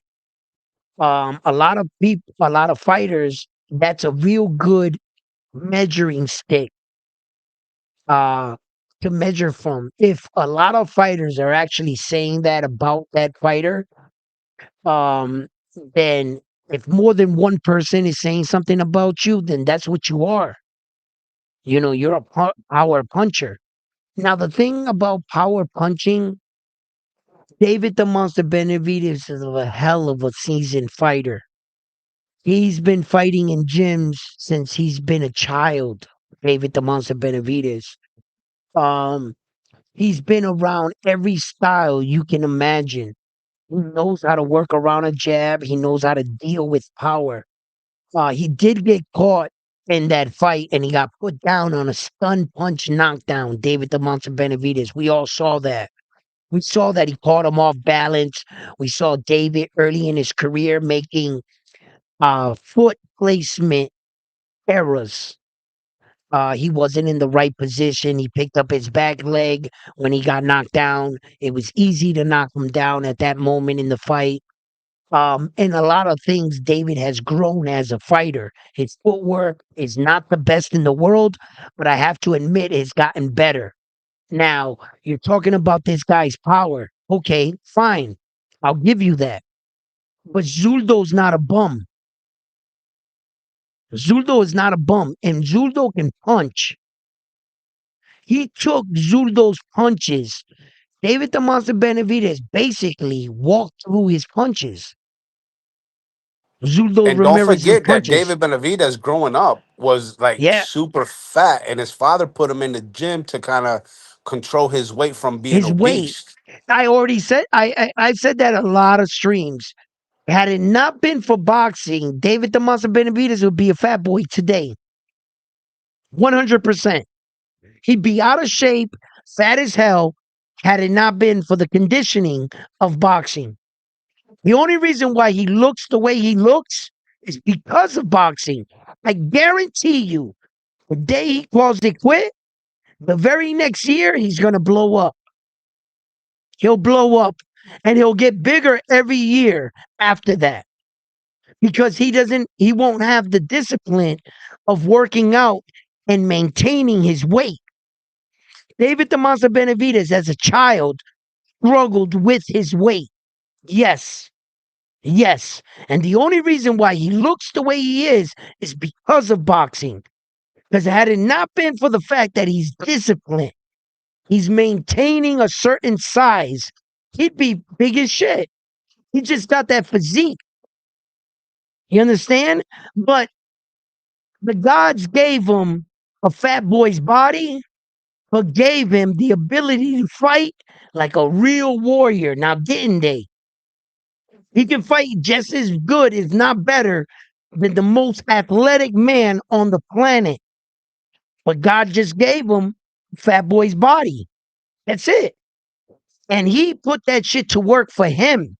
Now, David the Monster Benavidez, yes, has a lot to prove. He's not undisputed. He's never has been. Now, has he? He's always going to chase in the shadow of the Mexican great Saul Canelo Alvarez of today's era. He's always going to be in his shadow. And no matter what we say, I don't give a fuck what you say. I can say the same thing. Saul, you duck David the Monster Benavidez. It does not matter. Read my lips. That shit don't matter. Who is the face of Mexican boxing? Saul. Regardless of the past 4 to 5 years, we've seen him not fight David the Monster Benavidez. Has Edwin, check that your WhatsApp. affected? Has that affected um Saul Canelo Alvarez's status in any way? In any way? No. He's still the face of Mexican boxing. And David the Monster Benavidez, the only way I see him passing Saul, stay at 200 cruiserweight, get all the belts, then somehow entice Demetrius Bivol. Whether you go down in weight or Demetrius Bivol goes up in weight, beat Demetrius Bivol, the guy that beat Saul, become undisputed and beat Demetrius Bivol. On that day, I think you'll pass him. What's up, brother? What you were saying? Check your WhatsApp. I just sent you the flyer. Caribe sent me the flyer for the Oh, you Bravo did? versus Pitbull. Yeah. I got you. I'm gonna check it up right now. Go ahead. Read the chat. Adam says Sundo fought well in that fight. He just couldn't get it done.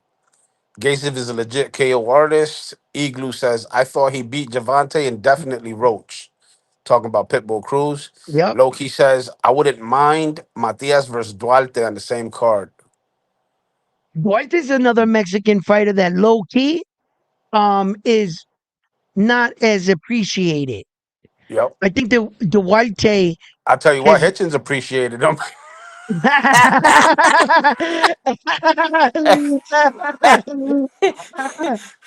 Hitchens yo, appreciated his ass. listen, it's just avoided him like the plague. But I think Oscar Duarte, his last performance wasn't the best. I'm not gonna sit here and sugarcoat it. But Oscar Duarte is definitely on a high right now from losing from Ryan Garcia. Oscar Duarte is a Mexican fighter that I believe that it's on the rise. He just needs the opportunities, and he needs to win them as well to really stamp him. But Oscar Duarte is another Mexican fighter that I really got a lot of high hopes for. I want to see if he can become a world champion. I like Duarte. Duarte's a dog. He's a dog. I mean, his last fight, I don't think it was the fight he wanted. He looked a little bit frustrated with the situation, not with the fight, with the situation. I think that Oscar Duarte, with his mindset, is he was thinking like, I should be in here fighting for a world title right now. That's exactly what he said. You know what I'm saying? Is it? That's exactly what it's. He look at That's what he that. said. He said that Is that it? fight, it was somebody, one of his stablemates. That's with Did it? Robert Did he Garcia. see? That's the vibe I was getting. That's exactly. But he He, said that after the fight, he's like, I just took he this fight did. because, but he's like, I really want a title shot. I deserve a title shot. You see? You see? I That's was how I I was stripped see. from a That's title the shot. energy. You see, Frontline. I didn't even see that, but that's the energy, and that's what I was getting out of the fight when I was watching it. That's kind of what I felt when I was watching him fight. And I just think that Oscar Duarte, he's waiting for that right dancing partner. Richard Hitchens, he was about to show that man. And I think said, well, Richard Hitchinson. And he said, hell no, I'm not fighting this guy. And he fucking beat Pete, right? Because I think Oscar Duarte, that was his moment. That was his time. That's Yeah. when he was at the most dangerous and he wanted to show the world what the fuck was up. So since and then his next fight, like I said, and I'm glad that you confirmed that it just seemed like, he's got all the skills, he's got what but he just wasn't in the fight like he wanted to be. He wanted the fight to mean something, to be somewhere. And I think at that point in his career, he thought he should be here. And a fighter like Richard Hitchens stunned that. You know what I'm Hey, shout out saying? to From WMS in happening. the building. He said round fucking one. Salute. Big Salute, boys. baby. Big boy says if Benavidez is Mexican, even though he was born in Arizona, then Bam Rodriguez is too. I think Bam is the most underappreciated Mexican boxer at the moment. I agree. I fucking agree. And let me tell you something. Just like the other day on the Boxing Voice, I was up there, right? And these guys are trying to tell me what we as Puerto Ricans should value another Puerto Rican fighter, but you not being Puerto Rican. What I said was, I think you should let them decide the race itself. Now, I'm not Mexican, but I sure the fuck, if you guys don't want him, I'll take Bam Rodriguez and we'll adopt him. Okay? There's a lot of Mexican American fighters. I don't see where the fucking bullshit should even lie. If you got the pride of picking up that flag and representing your country, whether you were born in America, what's the problem? But I understand when you go back to your country. So there's a It's difference. happened to me. Here's the difference between Puerto Ricans and Mexicans. I The don't think there's a difference is difference. there's a huge difference. Here's what I mean. Puerto Rico is part of the United States. It's a Okay. territory. No. Okay. Mexico is a its own independent country. Okay. Now hold on. The way we look at things is if you're Puerto Rican by blood, you're Puerto Rican. It is what it is. Mexicans, they feel this is what I was told by Mexicans. They feel if you weren't born in the motherland, then you're not Mexican. You're Mexican American because you were born Okay. in the States. All right, my Puerto Rican brother. Let me bring you up to speed with everything. That's exactly the way it is in Puerto Rico. Unfortunately, I've been to Puerto Rico numerous times. No, I've I talked get it. To Puerto Rican fighters, and there's a lot of Puerto Ricans that won't accept New York Ricans. They won't accept us. You gotta be island born. Now, I understand that you might have talked to other Puerto Ricans born in America, and they might have convinced you, no, we're Puerto Rican. And that's all fine and dancy. I'm one of them, right? But even I know that I think that has to be the island's decision. I might feel that it's unfair. It wasn't my choice where my parents had me. I was born in Newark, New Jersey. Okay, I didn't have a choice in that. I would like to be born in the island, but I'm still Puerto Rican. But the Puerto Rican born Puerto Ricans, they're different. And they don't accept New York Ricans a lot. A lot of them do, a lot of them don't. But what I'm saying to the whole moral of the story is I think the Mexicans should make that decision. Mexican fan base, the Mexican boxing fan base. And there's this war going on, and I've noticed it. I'm not a Mexican, so I'm not qualified to speak for Mexicans, okay? Because I'm not Mexican, and I'm smart enough to know that if the war is going on between Mexican-born Mexicans and American Mexicans, they're gonna have to figure that out. As a Puerto Rican man, I'm gonna tell you what's wrong with Puerto Rico. I'm gonna tell you exactly what's wrong with Puerto Rico. We feel entitled because of the fact that the US made us the Latin number one country because we bought into the American bullshit, right? Is what happened. We feel entitled because we can say we're part of America and we can walk in. That's all we are. The rest of the Latin countries are like they want to be proven. And I feel that Puerto Rico, although we're entitled, we've become lazy. We had it too easy. They opened the door, let us walk into the trap. So, whatever way you want to view it, but we got lazy as a race. And to be honest with you, we might be the forefront of the Latin culture because we're part of America, but we're not really the most Latin based country where that we speak the best Latin. No, we're not. We just more entitled than any other Latin country. And the Mexicans, all they're looking at us is like if we're snotty. We're like to them, the Puerto Ricans are the the bougie Latin race. You know that, right? You know that they view us like that because of what America did. But if America was to open the door for Mexico and for any of the other ones, soon they'll be just like us. They'll fall in the same pitfalls, the same traps, and the same position as Puerto Rico did. That's all that'll happen within time because America is always going to be America.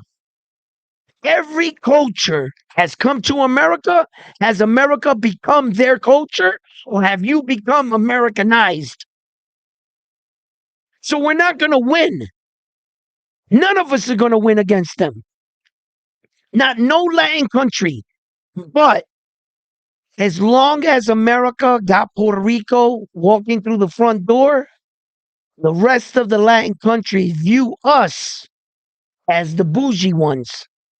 Like if we got our nose up and we're better than them, that's how they view us. And we're not. We're not. But We're Bobo just says I'm another talking out my ass. He said frontline talking out his ass. we're just another Latin country. We're just another Latin country that has been bamboozled by the Americans to keep it Shout out to 100. Jason. Shout out to Jason in the They got building. us Bobo's in all the under their building. thumb. All of us. Trust me when I tell you, we're all under their thumb. And that's a different conversation for a different time. But I just want you to know, as an American Puerto Rican, I truly don't view nationality, colors, or race.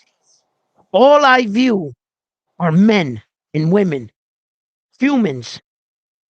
And all I want to cover on this channel, I don't give two shits about any flag, any bloodline, or any language. No, we're men. We're men. And if you want to let names, flags divide us, that's all it's doing. It's dividing us. But I'm a man. Nah, I don't see it that way though. And I'm a man. Listen, I'm a man.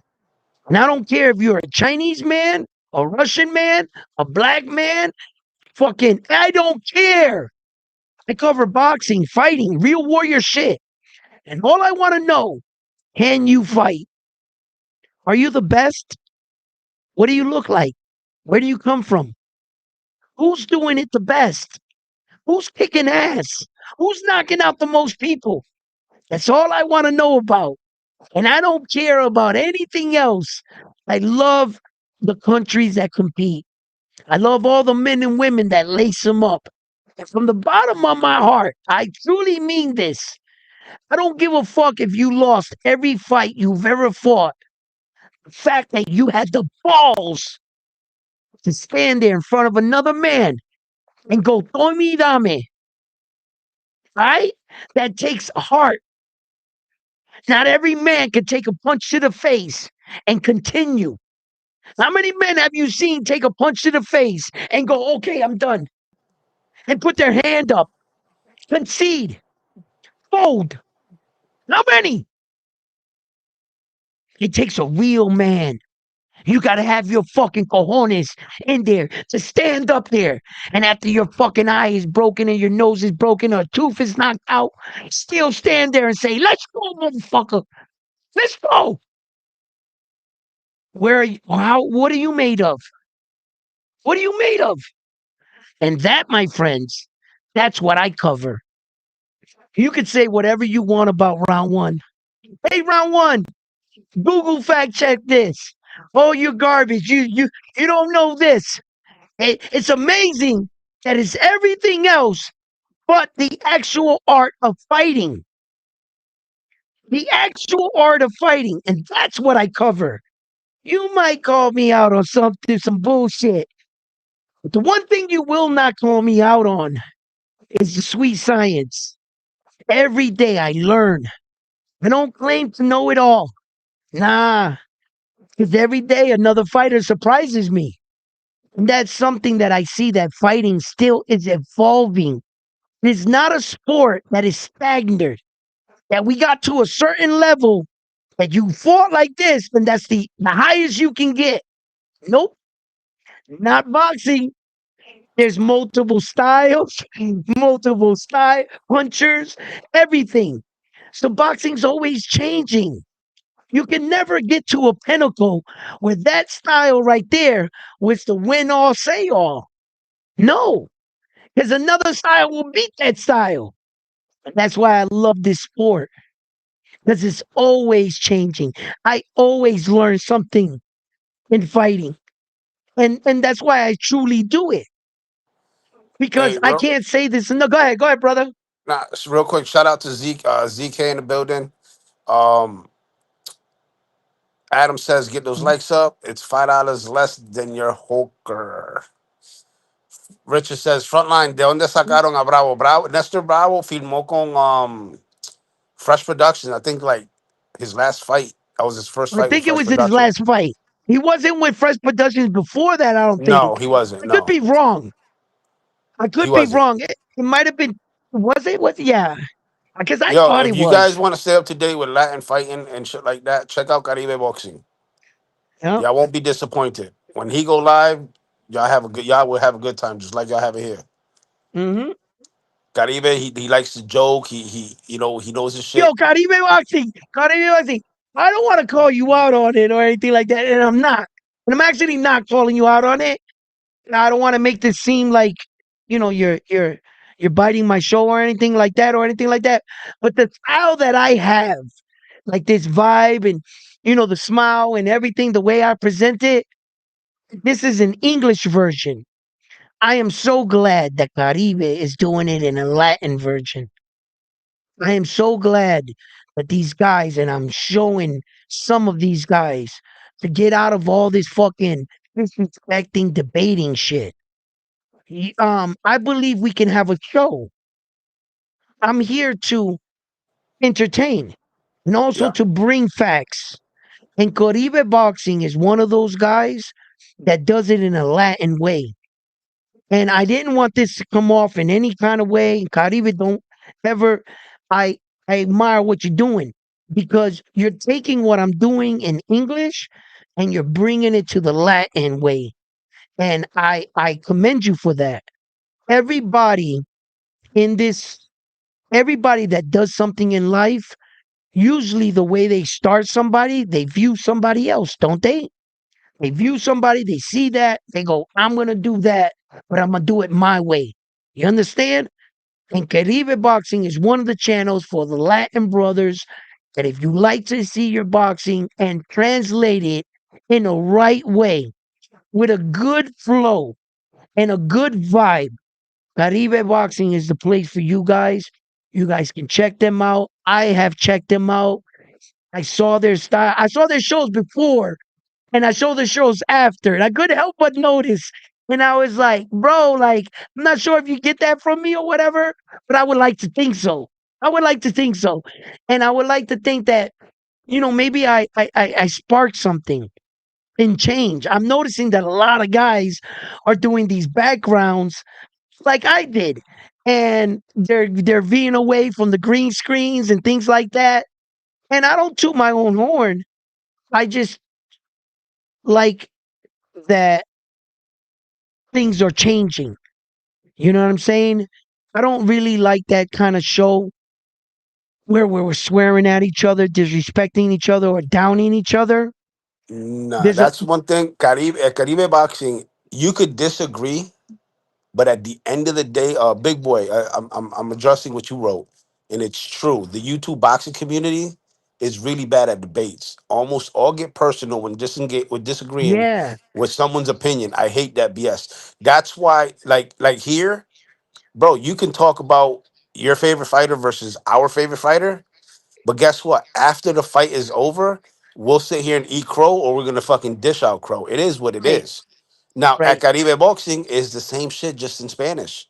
Like he I won't like it. disagree with you. Like if you guys have an opinion, he'll acknowledge it, Mhm. but then expect a counter if he doesn't agree with it, and you guys will have a friendly back and forth discussion without disrespect, without none of that. Yeah, we joke a lot as Puerto Ricans, and Over there, it's just like here. It's more of a boxing family. It's not even a community. It's more of a family. We all talk shit to each other, but at the end of the day, we shake hands and come back the next time and Right. chop it up again. And big boy boxing, I there's nothing wrong with a great debate. Nothing wrong with a great debate. It's when the debate turns inward and you start talking about each other's moms, kids, or I'm gonna shoot you, I'll fuck you up, or I'll fight you if I see you on the street. That's when the debate has lost control. If you can keep it in the guidelines of a real debate, guys talking about boxing stuff, I'm all for that. I love a good debate. What I don't like is people claiming not to be bullies, but doing bully shit. People claiming to be not biased, but saying and doing biased shit. People saying that they're not a certain way, but doing exactly that. The fact that I don't point out everybody's wrongs, I'm not your mother. I'm not your dad. I'm not here to point out everything you did wrong, right? I'm here to run a show. And if Frontline's on my show with me, you guys see I debate and I don't agree with everything Frontline does. But at the bottom of the line of the day is don't none of y'all come up here and try to fucking disrespect the man because he's doing something that most of you wouldn't do. Come up personally and voice what you feel and have the balls to go back and forth, right? But at no point will I cross the front line with my co-host. Even if my co-host is on a point where that he's arguing with somebody, I'll bring him down. That's my job. Don't pour gasoline on it and say frontline, talk about his mother. I don't do that. Now, I got too much respect for dude. If And I I'm not start gonna talking do about your that. mother, es para You meterte en know, la like cara like de like una. like Ain't none of that. encouraging him, like encouraging frontline, like no frontline, say more, like say more. I see that's where you lose me because I really think that when you start yelling and you start swearing is when you lost control of the argument. I think that now when you start speaking with and you have no more to talk about and now you're using violence as your answer Or aggression. Hey, or Bobos, aggression. Yeah. it's I nothing don't like like Peppa that. Pig. It's nothing like Peppa Pig. It's a totally different environment. Caribe boxing, from what I saw from when they first started, the vibe to what it is now, they're a small content creator that is growing. That's all I see. They're learning their way, their style. And like me, listen, I can get on any boxing channel and still bring my own vibe and my own tempo to my show. As you can see on my own very show, this is my vibe. This is my tempo. And this is what I want to bring to you. Now, whatever way you choose to do it, listen, every day I'm not on this fucking nice viable journey. There's days I want to go on fucking other platforms and I want to argue. I want to debate. There's times I just want to talk. There's times I just want to listen. And I have a channel for every one of those things because I watch and listen to other people. Yes, I do because I'm learning. I don't claim to know it all, but I hope I give you a good product. I hope that I make it entertaining for you to stick around to watch. But we can talk boxing, real boxing, not this other bullshit on the outside. Boxing, the sweet science. And I gotta tell you guys right now, this Errol Spence Jr. fight versus Tim Tszyu got me a bit concerned. Got me a bit concerned. I'm gonna listen. I can't 100%, Hey, be like Errol's gonna start him. No, re- I can't. read what Mark wrote. Read what Mark wrote. Where's Mark at? Where's Mark at? Where do you write? Where do you Third write? one, third one from the bottom or the top, whatever, however you got it. Just bringing up Neoya versus Juice. What we start moving?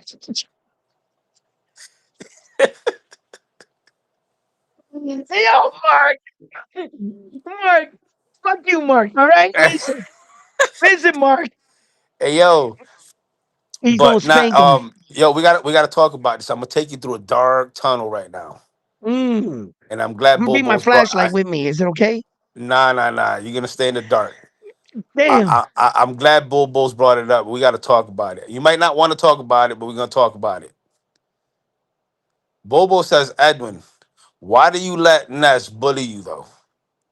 What? No, no, We no. we got we Ness. got to talk because I saw Two Tone's show yesterday, Oh, and you he did? played clips He did? of what happened. What with Ness's show? Okay. All right. All right. Check it out, guys. Check it out, guys. Right. First of all, first of all, I would like you guys to take your due diligence. Shit, I should have did this today on Ness's live stream. He was honest, a bit too honest, and he really revealed his hand today on today's live stream. Today's live stream, he played a clip with I think it was who was it? Was it Shakur Stevenson? He was playing a clip of. It I was don't know. You're Shakur. asking the wrong Okay, person. okay, okay. Hold on. Let me explain. So Ness today plays a clip of Shakur Stevenson, and he's playing a clip and he's talking out the points of views. And today on Ness's live, he actually said what I always felt. Ness said, "It's my way or no way," meaning whatever Ness says, whatever he thinks is his way or no way. What does that tell you? That tells you he's very biased on what he believes. That what does that tell you? That tells you that whatever he's saying, he's trying to push his point of view onto you. All right, so So hold on. Let's get past that real quick, because with yeah, Bobo's and what I saw. Now, mind you, I don't watch the show. You know that, and yeah, you that's don't watch this show. I know that. and we talked about that behind the scenes, and I'm not going to get into Yeah, it here. yeah. But based on what I saw, the little clips that Two Tone put, bro, I'm sorry. There's a point where you got to I stand get up it. for yourself and I tell him to get it. I shut the get it. I fuck get it. up. I get it. And if he Okay, don't check like it out. it, too fucking bad. Okay, check it out. Check it out. Check it out. Check it out. I get it. I get it. I get it. Right? Cause you What's making up, me look baby? bad in these streets. No, no, no, no, no. Check it out. Check it out. Check it out. Check it out. Check it out. What's up, babe? Check it out. Right? Listen to me. Listen to me very carefully. Okay. Um. First of all, I gotta be honest with you guys. Round one sports talk is it's what do you call that? It's my personality. It's something that it's a part of me. It's how what do you call it? No. I'm looking for a different word. It's my it's like when you live through a superhero or some shit. Like your alter ego. Round one sports talk is my ultra ego. You got to understand this, right? What I'm actually doing in life is I'm trying to kill a version of myself that used to exist. Every single time I'm on the boxing voice and Ness pisses me off and says some dumb shit, secretly I'm actually thankful for what he's doing because you know how when they say el viejo hombre, the old man that lives inside of you that once you was, as soon as he says something, it should jump me out of character. I should snap up and wake up and say, you know what? If we was on the street, I really wouldn't fuck with you. Right? That's what Edwin in the back of my mind says. Shame on you, Edwin, for getting on the show and fucking with dudes you normally wouldn't fuck with on the street. Because you live by a different code. But if I'm trying to kill that way of thinking and that man, at the times when I'm on there with Ness, I'm starting to realize that sometimes when you can't beat somebody and what we talk about, you got to destroy his character in other ways. And yes, I bit my tongue. Yes, I did. Strategically, I'm not there to make friends. I'm there to move pieces on the chessboard. Edwin, listen, from homie to homie, You got to understand this, homie. respect is earned, not given.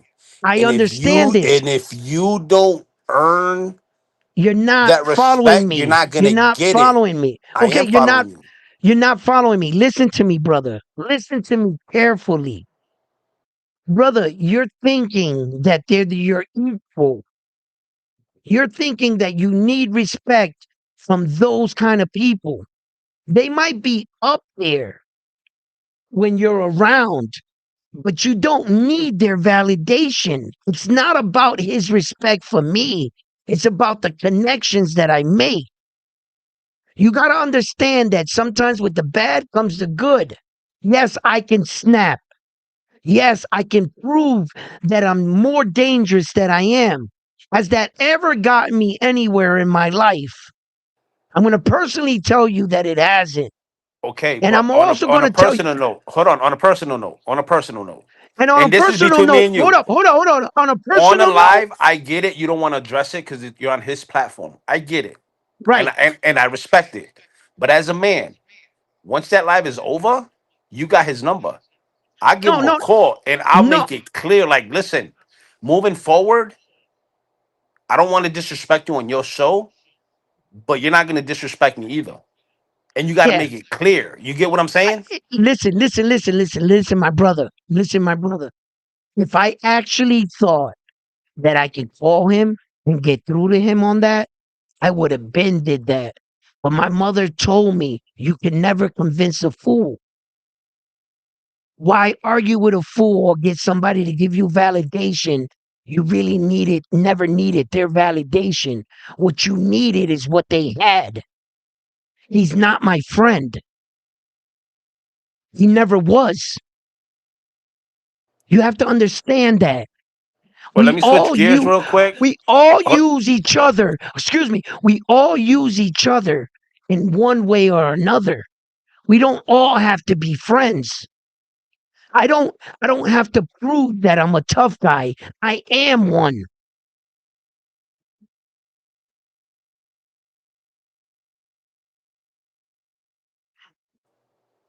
I, I'm gonna switch gears real quick and then we'll get back to it. But Gariba, he's a fool. He says frontline got spent. I'm sorry, people. Tim's gonna win. Frontline is Spanish. In Spanish means salt. He's trying to say que estoy salado. Bobo, look here. I'm gonna read what people were saying. Um, Knox problem. He says, round one, don't let these dudes act like you're doing wrong. You handle TBV good with class. It You just know it. exposes Ness more. You know it. Um, then where are we at here? Round one playing the long game says ZK. You know it. Bobo says when he talks to you like that, it shows you have no respect for yourself. Then makes others not respect you. No one is saying you have to make death threats, but have some dignity. Yeah. They treat you like a piñata. Cantazos everywhere. Yo, hey, check it out. A They ti try te to meten como backdoor me. pandereta pentecostal. Yeah, they try to backdoor me. They try to jump me. They try to, but my spirit is different. They don't know how to deal with me. They don't. He keeps accepting me in. I keep taking Auso punches and everything. But I do know that I do get my point across. I do know that I let the world know what Zuffa Boxing was doing with our belts. And I do know that on that same show, multiple people kept calling in saying round one was right. And when we're talking about real boxing shit, they know I'm right. But if you want to troll and you want to talk about stupid shit or maybe something I wasn't informed about the UFC, have at it. But when it Big comes boy, to this boxing shit, talk to me listen, about that. big boys. He says so. You take Ness's shit in order to use his platform for exposure? Question mark. To me, that's a high price for any man. Well, it's not a high price when the most boxing coaches promoters, even Turkey Al Sheikh, they all watch his show. Remember, I was talked to Turkey Al Sheikh on his show. I would have never did that at my stage on my level. But and then when I went to New York, the fucking Turkey Al Sheikh remembered who I was. And that was one of the fucking proudest moments. He knew me from TBV. So I can't front like what Ness the exposure. See, sometimes you go to work and you take shit from your boss, but you see the better value. You got a family to provide for. So you take shit from him.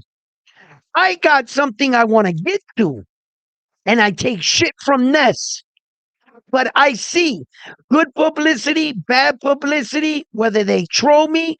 Two Tone's doing videos about me. Don't you see that? Don't you see? It's about me. They ain't got nothing to talk about but me. But I'm not good. But I'm not good. But I'm good enough to talk about. I'm good enough to talk about, right? Fucking right. Listen, I'm telling you, I'm gonna pass these dudes. I'm aiming much higher. Well, Bobo's got a point. Is it really worth going over there? Question. I don't even see the people from that show over here supporting. Mm. You know, it's not the people. You see, most times people think that if they let you on their platform, they're gonna lose subscribers. And I try to tell these guys it's not about that. It's about you. Believe in yourself. It's not about Ness's subscribers. I want them all. If they came, they came. But it's not about that. It's about the Bill Heenies of the world. It's about the fucking uh um um the coaches, promoters. It's about the fighters that tune in and watch every now and then. And you're right. Lately, it feel like I gotta be honest with you guys. I'm sitting here and I'm talking positive, but some days it affects me. Some days I sit here and I say, Edwin, why do you fucking do it, bro? You're not even supposed to fuck with this dude. Hey, You know how you was as raised. your advisor, I'm gonna advise you. Watch what you say because you know you I don't got the give a fucking fuck. you got the clip I don't give two fucking shits. you got I the give two clipses out shits. there about to make a I don't give clip a out of this fuck. shit. I give two. You see, that's that viejo hombre coming out of me. And I don't like that because I need to turn that guy off. I need to turn him off. You know what? I do care. I do care. And look, I do feel sometimes, yo, Ellen, in normal days, in the street, and face to face, no one, I wouldn't let you talk to me like that. No, there's no way in the God's green earth. No. Behind a microphone, you got to keep your composure. It doesn't have any value for you talk shit behind a microphone sitting in a chair. What kind of tough guy are you? Talk that shit while the guy is standing in front of you. Now show me who you are. So I also see that. I was raised by, if you're not willing to cut all ties, that's why I don't snap back at them.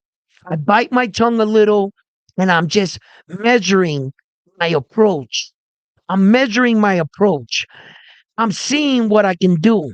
Yeah, some days it doesn't feel very beneficial to go over there. Yeah, some days I want to tell him to go fuck himself. Yes, I do, you bald headed fuck. Yes, I do. But some days I'm just like, you know what, man? I'm not doing this for him. And you know what he actually did? I admire it because I would like to be there. So I'm not going to sit here and pretend like I don't want what he has and more. I'm going to get that. I want to be Hey, there. I ain't gonna But, lie. but, I ain't gonna lie. yeah, Shout out to Two Tone and his crew who do nothing but watch videos all day and send them clips. Shout out to Two Tone for that. That motherfucker, he's send got them them the clips clips. on lock. He got them clips on lock. This shit be funny as fuck. I ain't even gonna Hey, hold yo, you. hey, yo, I only saw one clip where he said that round one stood up in his chair and he was the same height as Tony Lane. I only saw that. No, he's Like, I was like, yo, Two Tone, when I did that with the belt, I sat at the edge of the chair and I did this, one of these. But if I was to stand up, come on, two tone, man. Hey Ain't yo, no 20 lanes. shout out Like to you Two see, Tone for that though. yo, he's a fucking dumbass, yo, right? But it yo, was that funny. shit's hilarious though. Two It was Tone, funny. It was and, funny. But I'm like, come on, man, dog. Like you he know, act like I stood up and I was the same height of the chair. This is how I just put my butt at the end so I stay in camera range. But if I was to stand up, you know what I'm saying? Like, what the fuck? Like, yo, and, Two Tone is and, funny. and He's I funny.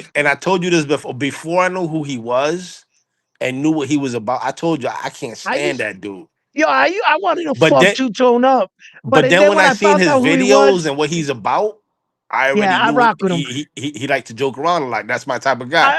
I fuck with him. I fuck with him. I So fuck with him. so but yeah, that shit, yo, he be having some shit that be Yo, funny he as be having me fuck. laughing and shit. Yo, he's a little bit obsessed with Alicia Boncard, right? Well, And he's nah, got this, dude, he's been dropping video after video with my fucking nigga. Clarissa Yo, Shields. he's got a war against Calista Shields. Yeah, He fucking hates that lady. Yo, Tone is some shit. yeah. Yo, Shout I out to never Two Tone seen though. yo, and back in my hood, in my days, we would consider him thirsty as fuck, right? We'd be like, "Damn, Two Tone, you that thirsty over some motherfucking JJ?" Like, yo, Nah, Tone, he but calls them yams. He calls them yams, oh, right? he calls him Yans, right? But I'm just like, do your thing now. Today's standard, I'm like, Tone, just do your thing, baby. I hope he fucking locks and sinks that. You know what I mean? Let's go, Tone. You know what I Yo, mean?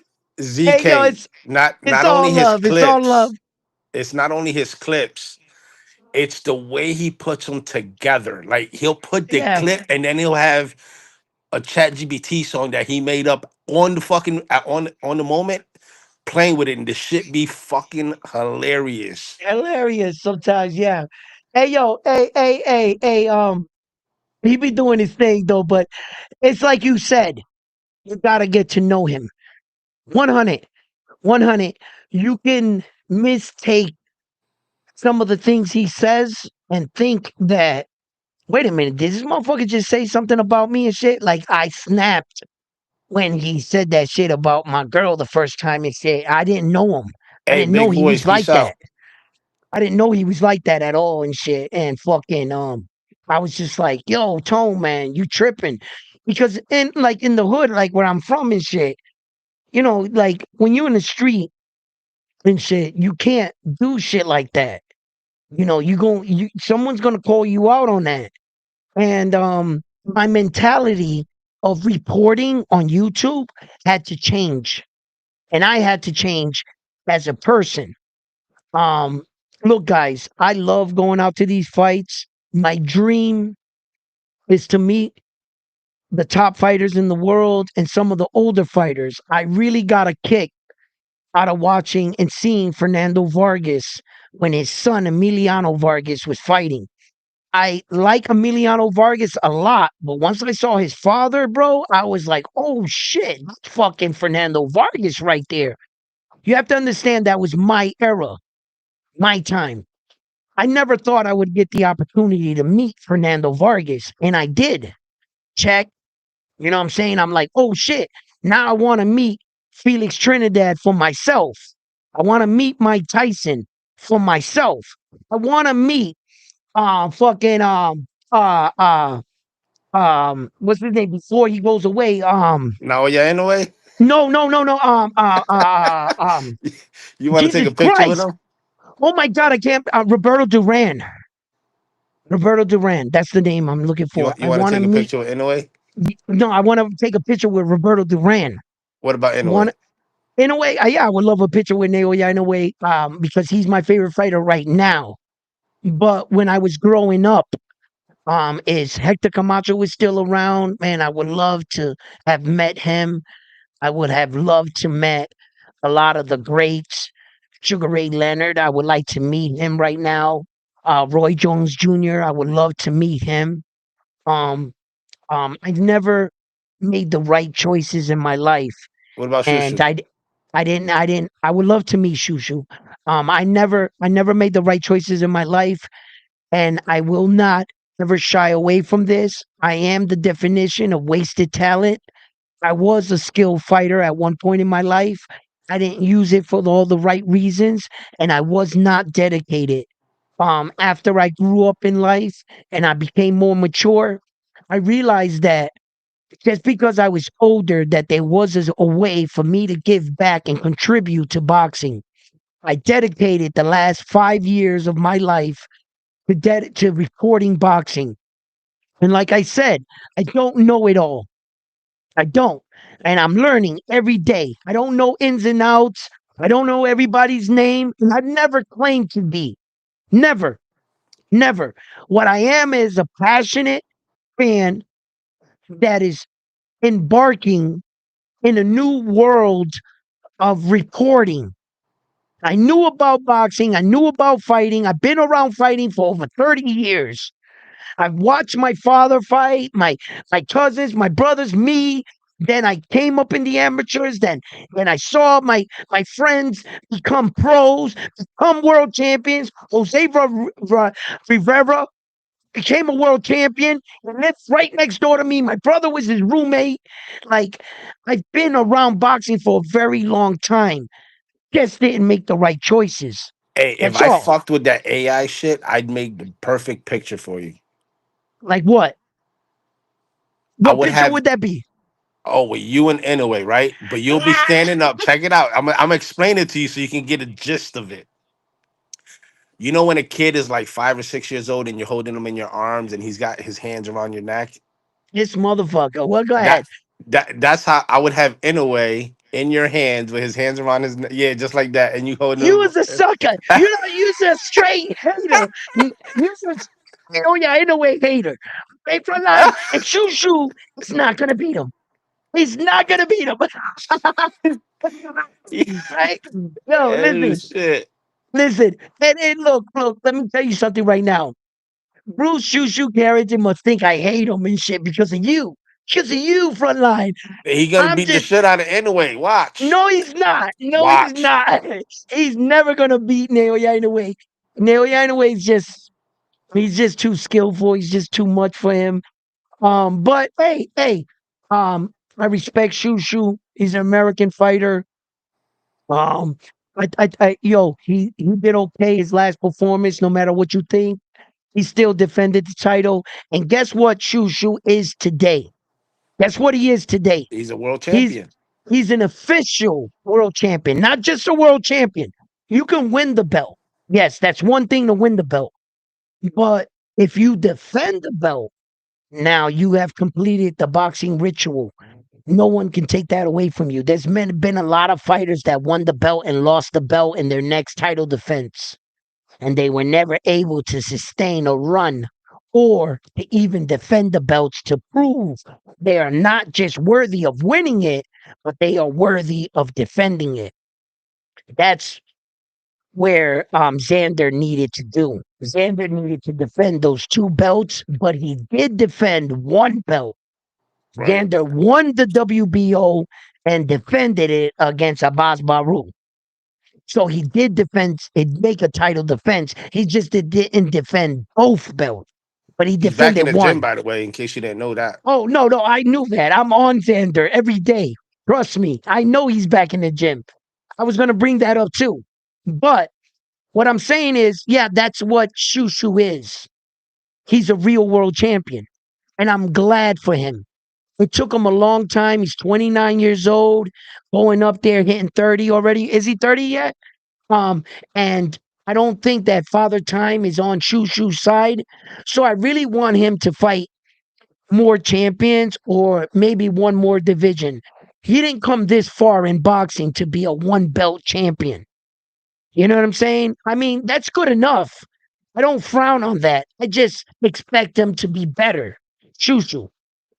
So I have a lot of high expectation for him. But when you always throw him against Naoya in a way, I gotta go the other way. You know, if it was anybody else except Naoya in a way, I would probably have Shushu in the fight. I just want to make that publicly clear. I just think that Naoya Inoue is a real special fighter, and there's a reason why he's the number one pound for pound in the world. That means at the 1%, he is the 1%. And when I'm talking about a fighter like that, it's very hard for me to believe that Shushu is going to fulfill that 1% category. That Shushu is a pound for pound fighter in his own right when not even in his status of being champion, it's anywhere on a top 10 pound for pound list. Would you put him in the Period. top 10 if he beats Inoue? Yeah, I'll probably put him about 6 or something, 5 if he beats Inoue. He won't get the number What, one why, spot. why so low? Who's number one in your pound for pound right now? Look, here's the Who's your number problem with one in the pound for pound right now? Naoya Inoue. So if somebody beats Naoya Inoue, it doesn't have to be Shushu. Anybody. Anybody. How don't they get that place? Okay, same way, the same fucking way that what's his name? John Casamera beat Luis Pantera Nari. Same exact way. Luis Pantera Nari still maintained his ranking, and John Casamera is not on anybody's ranking on any major belt, and not even in the top 15. But he beat Luis Pantera Nari, that is number 4, number 5, and number 6 on organizations ranking. And even though John Casamera beat him, he still didn't crack the top 15 on anybody's ranking system, not a pound for pound list. That is the exact same way that when you might beat a pound for pound fighter, but it won't give you their pound for pound slot. It will not give you, not all the time. It will give you, like, say you beat the number 2 pound for pound fighter in the world. You would think you would become the number 2, but you won't. You won't. Because what happens is this is why this works this way. What the boxing world views one night, one fight, one style doesn't grant you pound for pound status. You were only able to beat one fighter, one style. And although that guy had a big ranking, it didn't spell that you can beat everybody else. Now, does it? A good coach and a good student can devise a game plan to get you a win on one night. It doesn't mean you have the skills to sustain it, to fight every style. The next guy you fight, his style may give you a whole bunch of problems. It was just that your coach and you have been training for perhaps behind the scenes for years to beat one guy because you knew one day you would face him. That happens a lot in boxing. There's coaches and students that devise a game plan to beat that one guy. It doesn't grant you pound for pound status. What pound for pound means, you can fight against any style, any fighter. You can beat them at their own game. You can move up throughout weight divisions, and you can still perform and look like yourself. And you have no flaws in the sense of you have a good jab, good fundamentals, good footwork, good ring IQ, everything as a whole, as a fighter. So, sometimes boxing doesn't really make sense, but it does. But it does if you know what you're looking for. You know that Buster Douglas beat Mike Tyson on one night. On one night. Buster Douglas could not fuck with the rest of the division. Now, could he? No. Did he do anything else after that? No. But arguably, he beat the greatest heavyweight at the time. But did it make Buster Douglas a pound for pound fighter? Did it even give Buster Douglas a higher ranking over Mike Tyson, even when he beat him? No. And people can recognize a one hit wonder. You might only be able to do or fight one guy, George Camboza, beat Theo on one night. But what did he do after that? Did Shit. George did George Camboza belong on a pound for pound list after he beat Tio? No. Absolutely not. And Yo, do you think shout out to It's go ahead. Ivan in the building. He said Two Tone cooked you yesterday. Laughing emoji. He did. I'm He just cooked me. And Two Tone's always cooking me. But you know what? You know what? I've learned. I've learned that if you're talking about me, making videos about me, well then damn it, I must be doing something right because all publicity, bad publicity, good publicity, it's all publicity. Now, isn't it? I had to learn this in YouTube. I had to learn that I can't take everything personal. That Edwin can't put his fist through every bad situation that silence everybody from having their opinion about me. I also learned I can't please everybody. I'm not everyone's cup of tea. No, but I tell you one thing you won't do. I tell you one thing you won't do. In no sense of the word would you ever make me feel like I'm too I'm too this, I'm too that. I don't give a fuck. I'm always gonna be me. And I'm never gonna let you back me in a corner, say that my flag, that I'm rooting for my flag, that I'm biased, that I don't know this or don't know that. And because you said this about me, what do you expect? Me to roll up in a ball and cry in a corner because of what you said about me? I've been chewed out before. I've been criticized before. Shit, I've been even laughed at before. Will you let that stop you from doing what you want to do in your life? And if the answer is yes, well, then that's you. That's your decision. But I can give two fucks what he thinks about me, what he says about me, what fun they make with videos. But you know what? Do me the favor and keep talking about me.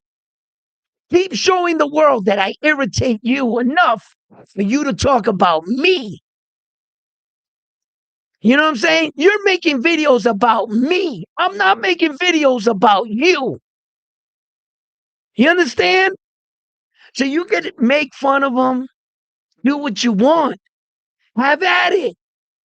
But people eventually are going to want to find out what I'm about. And they're going to come here. And that, my friends, look that at might look, listen. look at You guys Caribe. don't see it. You guys don't see my vision. Look at I'm just Caribe. moving pieces on the chessboard. Trust me. Look at what Caribe says. Don't worry, round one. Remember, frontline got shoo. It's a guaranteed win for Inoue. Caribe, tú no sirve. Oh yeah, got it, my man. I knew I liked that guy. I knew I liked that guy. You see that? Hey yo, Caribe no sirve para guaranteed nada. win. Guaranteed win. Hey yo, Shushu, you're fucked. Look, look at Lloyd. Look at Lloyd. Look at Lloyd. Lloyd said two tones versus Edwin sounds like a good suit for title match to me. Who want a shot at the belt? Want a shot at the Super belt? You want a shot at the Super two tone? You know what I'm saying? You know how we do around here, Zuffa, baby. You know we fight tomato cans. It's sponsored by Campbell. You know what I'm saying? Look at that. That's a tuna can right there. You know what I mean? That's a real hubcap, baby. You know? Oh shit, I spilled all my weed. Hey Yeah, yo. Mac, I agree with that statement. He says people on the internet probably don't act the same in real life. These people on internet are wild, and there's no No, they way they don't. can get away with that shit in real life. No, they I agree. don't. I agree with that. I agree with it. Yo, no, they don't. No, they don't. Yo, that is so true. They don't act like that in real life. Look, The same way I act on here is how I act in real life. listen, It's look, just look, check me. it out. Check it out, right? And I'm the opposite. I am actually the opposite. What I'm actually trying to do is kill the man I used to be. What I'm doing here is you guys give me the ability to laugh, talk, be a certain kind of way that a lot of people in the hood never saw this version of Edwin. To be honest with you, no, they haven't. God rest his soul, Bill Blass. I'm gonna say your full name because you passed away, and I don't think nobody will take offense to it. But Bill Blass, I've known this dude for a very long time. He said something to me one day at a fucking baby shower. His girl was there with my girl. We were at a baby shower. And I'm sipping there, sipping a Corona with him, pretending because I don't like beer. I remember the whole day. And what he said to me that day was, he said, yo, Elwin. I said, what up, man? I'm sitting out there. He said, I've known you for over 8 years. For over 8 years. And tonight was the only night I've ever seen you smile and laugh. I gotta admit to you guys, that fucked me up. He said that was the only time he's ever seen me smile and laugh in anything he's ever seen me do. I realized that day, years later, in fact, not in the moment neither. It didn't even hit me in the moment. It really didn't. Hit me years later what he said when he was dead, when he got shot down at his house. Unfortunately, that's what happened. Um, but Bill said that to me, and we were out in the street and we played by the same rules. That's all I'm going to say. And when he said that to me, it fucked me up because it made me feel like I was always hiding a side of me I could never be. On here, round one, in this room, on this mic, in this chair, it allows me to be somebody else. I can laugh with you guys. I can joke. I can take shit talking. And it really stretches me. When people talk shit to me, put shit in the comment, you don't know how bad it is. I just want to snap. And I have snapped early on this reporting shit. How many crash out videos you guys got of round one already? Right? Come on, man. Right? And I Two try Tone got the every day. classic ones though. Every day I try not to let that guy out of the bag. I don't want him to come out. I don't need him to come out and talk tough over a microphone, bro. It's not the way Edwin does things. You gotta be in front of me. Hunt that shit while you're in front of me. Tell me that while I'm in front of you. You see, and that's where the rage comes up. Then the process comes in. No, Edwin, you don't got to prove that anymore. You don't have to be him. You don't have to go into their things, give these peoples all these content, swear, cuss this guy out, bring yourself to their level. For what? Is that what you got into this for? Or did you really get into this to cover boxing? I bite my tongue. I take this abuse. I take this stuff, not because I'm weak. No, a, a strong man does not have to prove strength in that situation. It's not the right time. I have a vision. I'm going to meet these fighters. I'm going to get these contacts that I want. Sometimes, not every time, it has to be the right way. That's okay. It's okay. But I encourage you. Do I know what I'm talking about when we talk boxing? Do I articulate it well to you? When it comes to boxing itself, can we have a conversation? Anything else out of boxing, they want to make fun of it. I say something wrong about the UFC. I said something wrong about Subriya Matias and whether or not an investigation was going to be drawn after the death of Mamat Dervicek. You want to say and make videos and say, round one, you should Google this. I'm Google, fact check Google. All your Google claims have been everything but boxing. But boxing. You have never, ever him beat me, pull me out on boxing. It's always been something else. Just pay attention. Just pay attention. It's never been about I called this fight wrong or said this or this. No, it's not about that. And when they can't beat you in what you're good at, destroy your character in something else. But I don't fall for any of that shit, nor do I let what they say move me. No, they don't.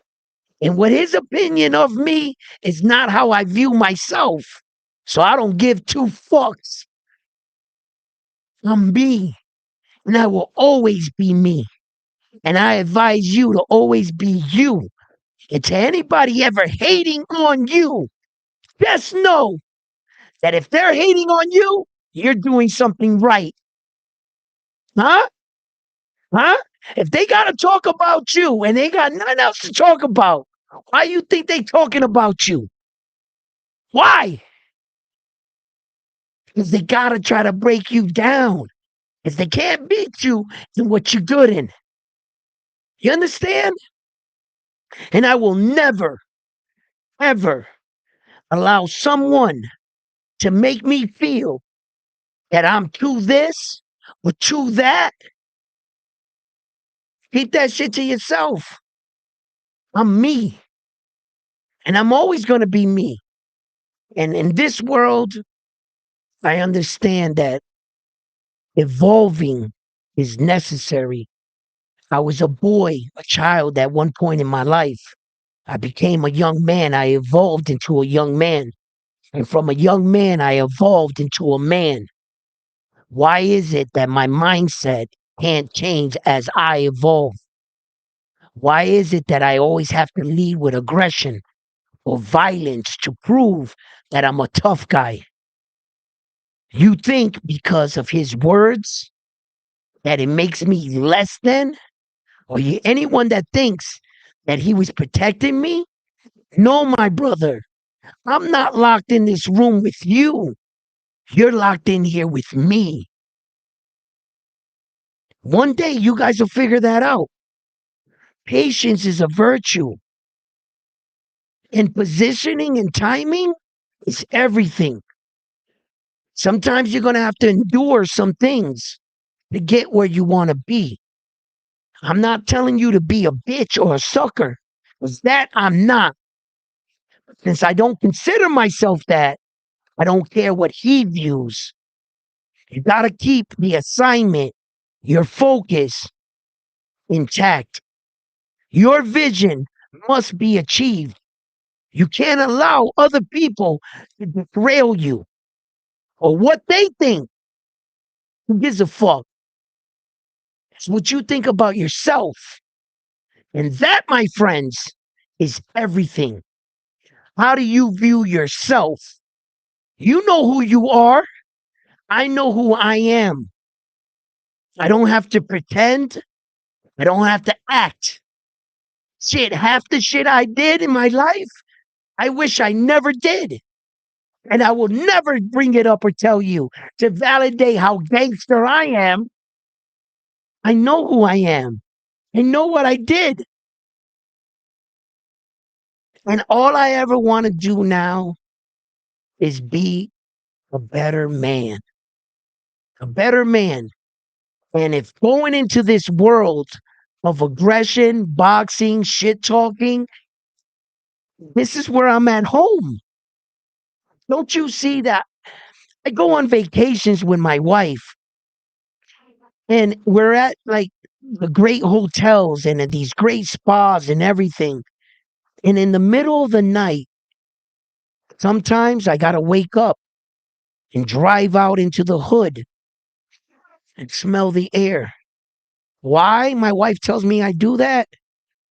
It's because I've lived in chaos for so long.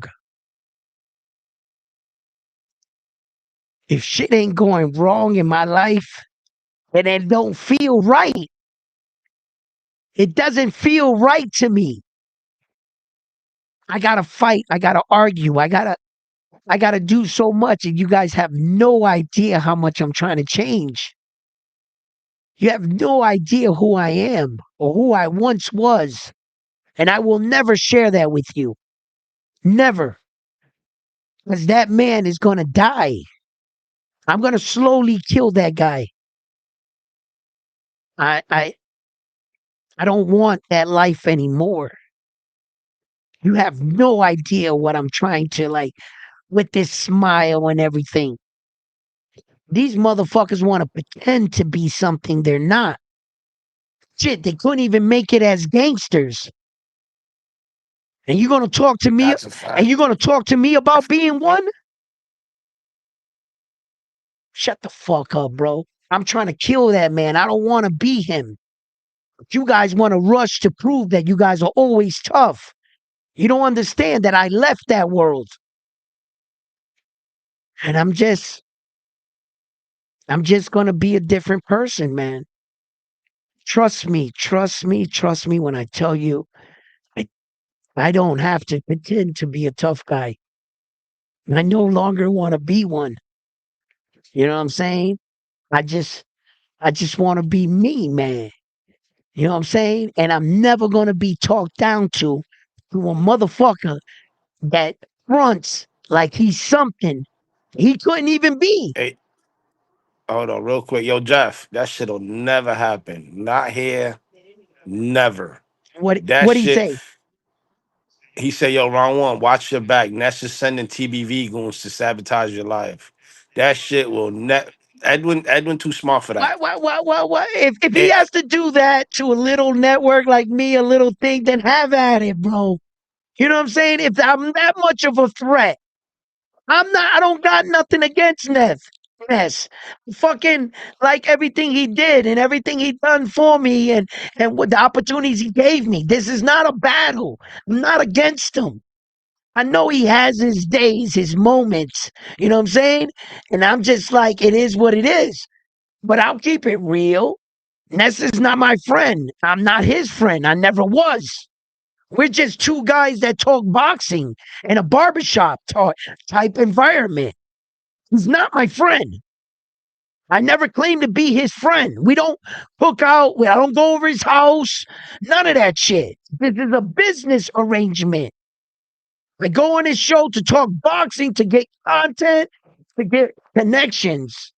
That's all. I use him like he uses me. This is not personal. I don't have something personal against him. He made it personal. He tries to fucking down me now because he feels like he gave me a lot of viewers. And I guess he feels like he's trying to take all the viewers back. Like, in a sense, don't follow round one. He don't know what he's talking about. He's garbage. You know, in a sense, he's trying to tell his viewers not to follow me. That's okay. I didn't go there to steal your viewers. I didn't go there to take your subscribers. I went there to for that boxing world to get to familiar with me. See, that's where you guys have this break. You think that everything is like what? We're buddies? Like he's my boy or something? No, Ness is not my friend. He never was. It's just I'm using him like he's using me. People like me on the Boxing Voice because I bring a different flow. Ness is all hocked up on his TVs, having a fucking steroid rage and chewing out everybody. He's kicking people off. He's got this one dude he's blocking today, Cliff. He's kicking him off. You see how he is? He's turning on all of you. I'm no exception. He's been like this entire time, but that's him. God bless him. I hope he has massive success. And do you? It's nothing personal. I'm not going to get up here and act like a tough guy. And what am I going to say? I want to fight Nas over what? As a man, as a real person, he's never done nothing to me. But as a boxing content creator, he tries to disrespect my brand. That's what he's doing. But as a man, me, Edwin, like if we was on the street, oh, we're not on that level. Oh, he doesn't come around. No. So I'm not gonna pretend like because I got a microphone, like I'm gonna start talking like that. I know the difference. You understand? Ness is always gonna be Ness. Why you think if Ness was so good at what he does, why didn't he get signed to a deal? Why did everybody else around him all get signed to deals? Ringwalk Danny, the list goes on. He's still in the same spot. Why? His personality. He's always going to turn on the next person. Claymore is going to be no exception. He's going to turn on him. He's going to turn on everybody. Because, like he said at the beginning of his show today, 2 days live, he stopped the show and alerted the people and said, I like this guy because he thinks like me. It's my way or no way. That's the way Ness said he described himself. Not my words, his words. Ness said, it's either what I think or nothing.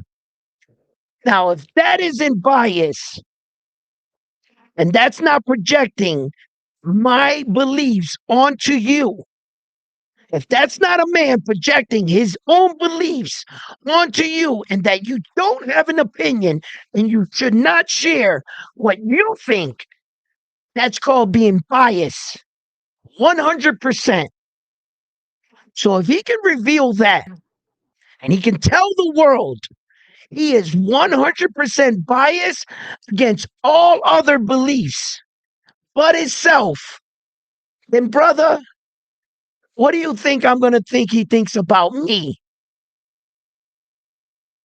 Huh? If those are the words that came out of his own mouth today, on his live today, Hey, Loki, I don't give Loki, two stupid. shits. I don't give two He fucking said, shits. What do you think? It's all business, baby. "Hey, hey, Loki said you need people like me. You need people like me. So when you point your fucking finger, I'm the bad That's guy." right. Yo, Jeff wants to know what's your take on two On tone. Two Tone, I already said it. Um, I had to get to know Two Tone. You know, Two Tone is a professional, and I mean professional troller. If you allow True Tone, he'll get under your skin. But that's how Two Tone is. That's his whole gimmick. That's how he is. It's not technically, he believes every word that comes out of his mouth. What he believes in entertainment value. Two Tone will basically say whatever it needs to be said, but he's actually funny and clever with it. So once I got to know what Two Tone style was, I was no longer offended. I just knew that, for all the shit Two Tone says about Clarissa, even Ness, Two Tone doesn't hold back on Ness. He be giving it to him too. Me, him, anybody. And when I saw that Two Tone wasn't biased and that he wasn't just favoring or just bashing Well, me, when he was doing it like to everybody, I found out that was just him. That's his nah, style. he is biased though. He is No, he's biased definitely though. 100% biased for his certain To, fighters, to, for his Alicia oh, Bumgarner, forget about. You can't say one nothing. billion percent, right? You Bias. can't say Nothing about nothing that about her. woman. He'll make 1,000 videos about you, right? But She's number one on the but I pound for pound list on understand his Two list. Tone. I understand them. And for that, I fuck with him. He makes fun of me and everything, but like I said, ahead, make your videos, puppy. Like make your videos because you're talking about me. You're actually taking your day out to keep, it might be looking degrading about me because he's like, oh, Edwin, you did this. And there was one time he was like, it looked like he was gonna cry. No, I was in deep thought. What actually happened in that moment, right? It was a spiritual awakening. Check this out. Although I fuck with Claymore and I also fuck around with him on the show, like I'll go at it with him back and forth and shit. I actually thought that Claymore was a decent person. On multiple occasions, I thought he stabbed me in the back, which I feel that he did, but I overlooked it. I was like, all right, we know we're still like whatever. So when a fellow content creator told me that his microphone situation, his auto interface had broken, right, and I had one just laying around basically because I bought one, prematurely without learning the process of the auto interface, and I only had to change the system. So I got an actual brand new one there that is might just be better than the one I have. I should just take this one apart and put that one now that I know how to hook it up, and it'll be fucking perfect. No, no, no, no, no, no, no, no, no, But no, no. Don't I know, fuck with I it. know, I know, Leave it I know you're alone. gonna tell me that, so I don't want to do it, right? So anyway, so I'm fucking with Claymore at the time, and I took out the Sufa belt. And Claymore says, yo, round one, you ain't shit. And I was like, you know this, man. So I was talking to Claymore. So Ness interrupted me, right? While I was talking to Claymore, I didn't say anything. All I said was, that's why I'm looking to hook up Claymore. And Ness snapped. So what? Why are you cutting me off? Right, right. Because I said I was trying to hook up Claymore. Now, what Claymore and Ness probably thought, I was trying to sell him the auto interface. But thank God that I have on a live stream that Claymore came to my show days before that. We were talking about the same auto interface, and I told him on the live, bro, I don't need your money. You pay the shipping and handling. I'm basically going to send you a $300 fucking auto interface just to help you out because you're a fellow content creator. When Ness blew up on me and Clay was there, when I looked down and he said, go ahead, you got something to say, that was confirmation from God telling me you might be helping out the wrong person. Don't, you were about to extend your hand to help someone. It's good thing they revealed themselves to you. And before I just told Clay, send me $9.99 for shipping and handling, I'll basically give you this because I don't need your money. Like just like I told everybody else that I've read, like the violin that I had, it's brand new in the box. I told a viewer, if you could prove to me that your kid is playing a violin, I'll send you the violin, brand new in the box. At least you're using it. I don't want your money. It gives me something inside to help somebody else. So whenever I want to help, it just does something for me. I don't need your money, right?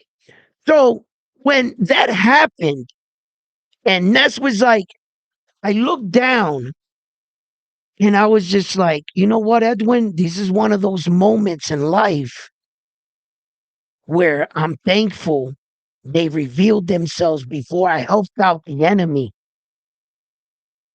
For me, helping him out, giving him better audio. For what?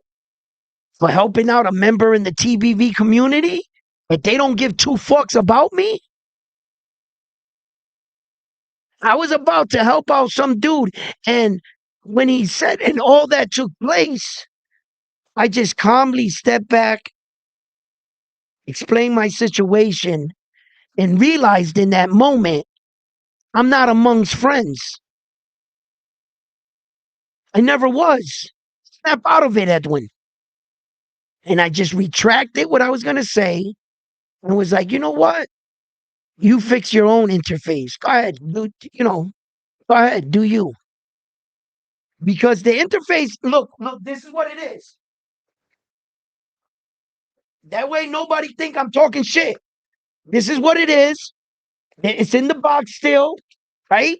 I had this interface when I was young and covering, and I thought that the audio and everything was so high and it sounded like shit. I didn't know you had to change the software. I'm new in all this electronic shit. So this is it.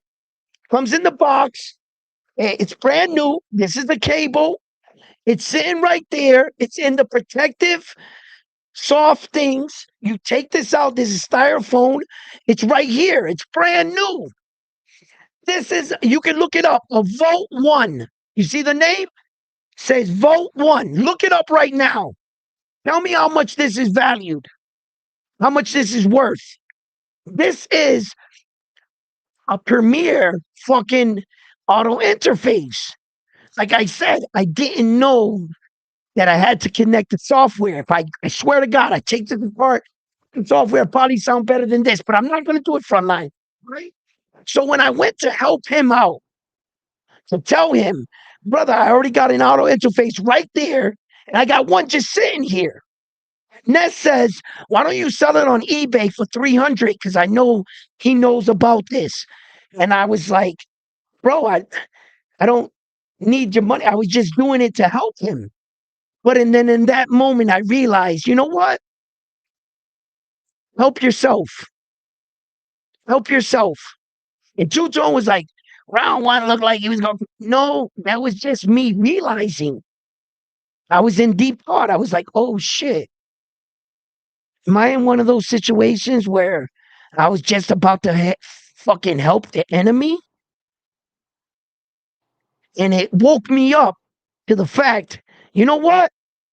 Help yourself. I hope Ness helps you out with your situations. Because I see when you extend your hand, they try to what? Sun me? Like, Ness never had to snap at me. He Hey, chose to. you talking too much about him. I just want the truth. Says, what do you think about Andy Cruz versus Shockey Foster? Andy Cruz versus Shasky Foster. He's ready for Shasky Foster, Andy Cruz. He's ready. That would be an amazing fight. He's ready for Shockey Foster. Andy Cruz, his record might not speak to the kind of, you when you look at Andy Cruz's record, you're gonna say, man, bro, he's only got like less than 10 fights. How the fuck is he? No, he comes from Cuba. He's well more seasoned, way further, two-time gold medalist. He's way further along than your average boxer with that kind of record. So I don't want you to I got Shockey I beating don't him. want you to look at his record, at Cruz's record, and thinking he's not ready. He's ready for Shockey Foster. Yes, he is. But I gotta side with Frontline in a way here. I think Oshaki Foster might beat um Cruz. Yes. Raymond Morataya beat him, right? We saw how Raymond Morataya controlled him. Now they're gonna tell you that it was that Cruz was too small and that he went up to a weight division that was too big for him. So he came back down to 130. I can agree. He did look better against that guy, but that guy's competition level, his boxing level was real lower than Cruz's. So that can throw you off a bit. I believe in Oshaki Foster. He's been battle tested. He just beat Raymond Ford. Um, I think Oshaki Foster fights to the level of his competition. I think Oshaki Foster, he can be that fighter sometimes once he starts winning the fight too much. Like, say Oshaki Foster wins 7 rounds in a row. He seems to like downshift it in the fight. Instead of his intensity getting higher, he kind of laxy daisies a little. He needs, Oshaki Foster needs you to fight him and put him in a situation to bring out the best in him. And I've seen that in Oshaki Foster. Now, I have not seen that, like that for Homeboy. So, I mean, I look, if you asking me for right now, I got Oshaki Foster in the fight. Um, until you beat him. Remember, Shakur Stevenson told Oshaki Foster, fight Raymond Ford and I'll fight you. What was it about that performance that he did in the fight with Raymond Ford that Shakur's not fighting him now? Why is Shakur all over social media avoiding to fight Taki Foster? Brothers, Different weight and classes, wait a minute, Edwin. brothers. Different weight Okay, but classes. I'm also asking you. Wait a minute, a different weight class. Oshaki Foster fought for the 135 silver or whatever against Stephen Kubo Fulton. So he was already trending going up there. So I know he can go up there, go towards that way. And I think Shakur Stevenson might lose 5 pounds, meet him back at 135. It's a possibility. He's only at 140. And Oshaki was like right there. You know what I mean? So that's why a lot of fight fans are saying that the fight can happen. The fact that Oshaki did beat Raymond Ford, the guy you said, and said, if you beat him, I'll fight you next. He beat him. Shakur's not fighting him. He's not even he's not even throwing out an assumption like that, man. He might fight him. Shakur straight up said, no. It was like you told him to fight him on the impression that you would fight me. And then I'm asking the boxing world. This is a question for you guys. This is a question for you guys. I'm asking you guys, is there truth what behind what Oshaki says about sparring with Shakur and how he was putting the beats by Dre on Shakur in sparring? Do you now, because you don't see them fighting, do you buy into that? Do you think that it gives Oshaki Foster's credibility? Because I don't know about that. I wasn't there. I don't know if, Yeah, but it's like Bud Crawford said it best in the what he interview. say. Oh, Sparring is yeah, sparring. yeah, yeah, yeah. You don't get a win or you don't get a loss in That's sparring. true. You're right. You're 100% right So on that. Yes, you are. And sparring is not fight night. We've talked about this. I agree. I'm just saying that, I'm just saying that you know, Oshaki's been very boisterous all over social media because Shakur is not fighting him. And he's telling the boxing world this is why. The reason why Shakur's not fighting me is because I outclassed him in sparring. I did this to him. I did that. And I'm just asking you guys. I know this frontline. I'm with you. You can't I don't give a fuck what you do in sparring. That's not boxing, real boxing night. I'm with you, frontline, 100%. But I'm asking, does that give Oshaki Foster's claim to course ducking him? Does it add to it? hell You don't no. think so? Okay. At least you don't think so. But I'm asking everybody this. How do you You guys gotta feel understand. about that? You gotta understand. Like you always said it. You always said it, and you still say it to this day. Boxing is a sport. Disguised as a I mean, business. boxing is a This business. business disguised as a Boxing is a sport. business because it's a Yep. sport. Now, that being said, we all know what goes on behind these promotional companies trying to make these fights. Yep. It could be the stupidest shit that a fight don't get made. But what do people do? Content creators, they're quick to point a finger and call somebody a duck, Hmm. not knowing what happened in Right. negotiations. It fell off for whatever reason. 59 Do Frank. I entertain it? Of course. Right. Do I entertain it? Of course I do.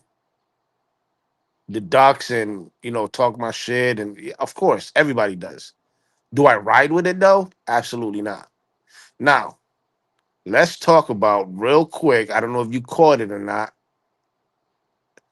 Oh, Heavy Shot, yeah, say take that off your Yeah, that the hands. auto Um, interface, huh? Yeah. That shit is eh, dope, bro. I'm telling you, that was good. And I was about to give it to that dude. I was about to give it to it. And I'm so thankful. I'm so thankful that Ness stepped in. And then I looked over and I saw his look on his face. Like he was like, yeah, Ness. And Ness, you remember when on the show, Ness was like, yo, I try to hop on your live and I miss it. He was like, I am. Yeah, yeah, like, he was catching all that glaze in his yo, mouth. But listen, like this motherfucker, right? Yo, like you're like, oh my god, I missed your fucking like, right? So I saw the super glazing going on, and I was just sitting there like this, just sitting there, and I was just saying, Yeah, mom, I Yo, hear you. did you catch that Puello fight in DR? What do you mean? Where you'll fight in DR? What are you talking about? He just fought Saturday. Alberto Puello? Alberto Puello fought in DR on Sean Boxing. I'll send you the Is fight. that why on Monday morning they put Alberto Puello up with um uh Dalton Dalton Smith. Smith? Is that Yeah, why? so okay, so no, yeah, but remember that fight was supposed to happen in September, I think, or August. I forgot. Right, It got postponed. It got postponed because Dalton got hurt, had a something right, happened in during his right, training right, camp. right, right, right, right. So Sean Boxing, they gave him a stay busy fight in DR. To Alberto Puello. Yes, What happened? it was he won by knockout. What round? I if I remember correctly, I think it's the fourth Oh, round. he stopped the guy. Good, good. And then I woke up and I saw ESPN put up that Dalton Smith's toughest fight is probably the next fight, and then they put up the poster It's with yeah, Alberto. it's supposed to be for October, I Yes, I think. saw that. I saw that. Yeah, Yeah, it was supposed to be like I said, it was supposed to be August or September, and then due to Dalton getting an injury, they postponed it till now. right. Now, this fight that happened in DR with Yeah. Puello, that was a dangerous move on Sean Boxing's end. Why? The re the reason why I say that is hypothetically, let's say he loses that fight, that title shot is out the door Yeah, I now. know that happens to a lot of fighters, but you got to win those fights. You got to win the fight to stay with your belt or getting that title fight. There's been a lot of fighters that climbed up to the top. Charles Conwell was supposed to win that fight against Chino Perez. He was on his way. He was the number one. He took the fight against Chino Perez to stay busy and end up losing the fight. You Exactly, understand? but So he needed, yeah, they're dangerous fights. Um, but what it sounds like to me, he packed homeboy up. So thank God, thank uh, God that it, he pulled it it off. it What or what? it wasn't a pack up. It Really? wasn't a pack up like you think. No? No, no. You know how biased DR Yeah, judges yeah, and yeah, refs and all yeah. that shit is. It wasn't a pack up like people make it think. But nonetheless he won the fight fair and square. But it wasn't a pack up like that. Yeah. Um, what else? What else you miss? Or what else did I miss? I should say. Yeah. Like the only fights a lot of people I thought would miss would be that Japanese card because it's in the wee hours, early hours of the morning. And I always love to give all Speaking of fighters. that, Yep, speaking of that fight card. If y'all go to Pro Box did a live like a premiere. yep. They played that whole card on Pro Box. They did, huh? So whoever missed it can go to Pro Box YouTube Oh, channel great. Yo, info. and they could go watch that whole entire There card. you go. You guys got it here. Thank you, Frontline, for breaking that down because I didn't even know that. Um, so if you guys want to check out the fight card, it was a pretty decent fight card.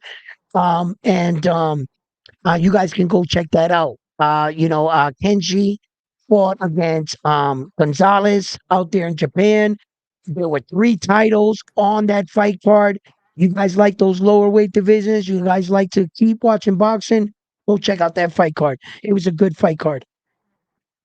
And a couple knockouts too. Yo, fucking Boo Boo Andre's fighting He is?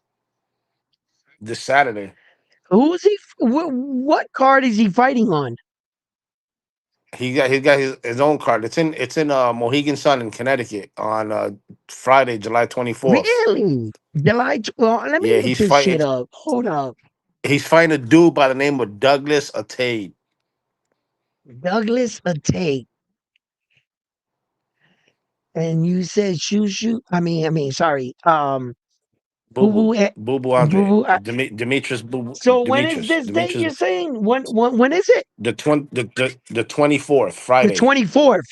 Okay, so it's the same day that Tyson Fury's fighting because Tyson Fury fights the 24th. You know that, right?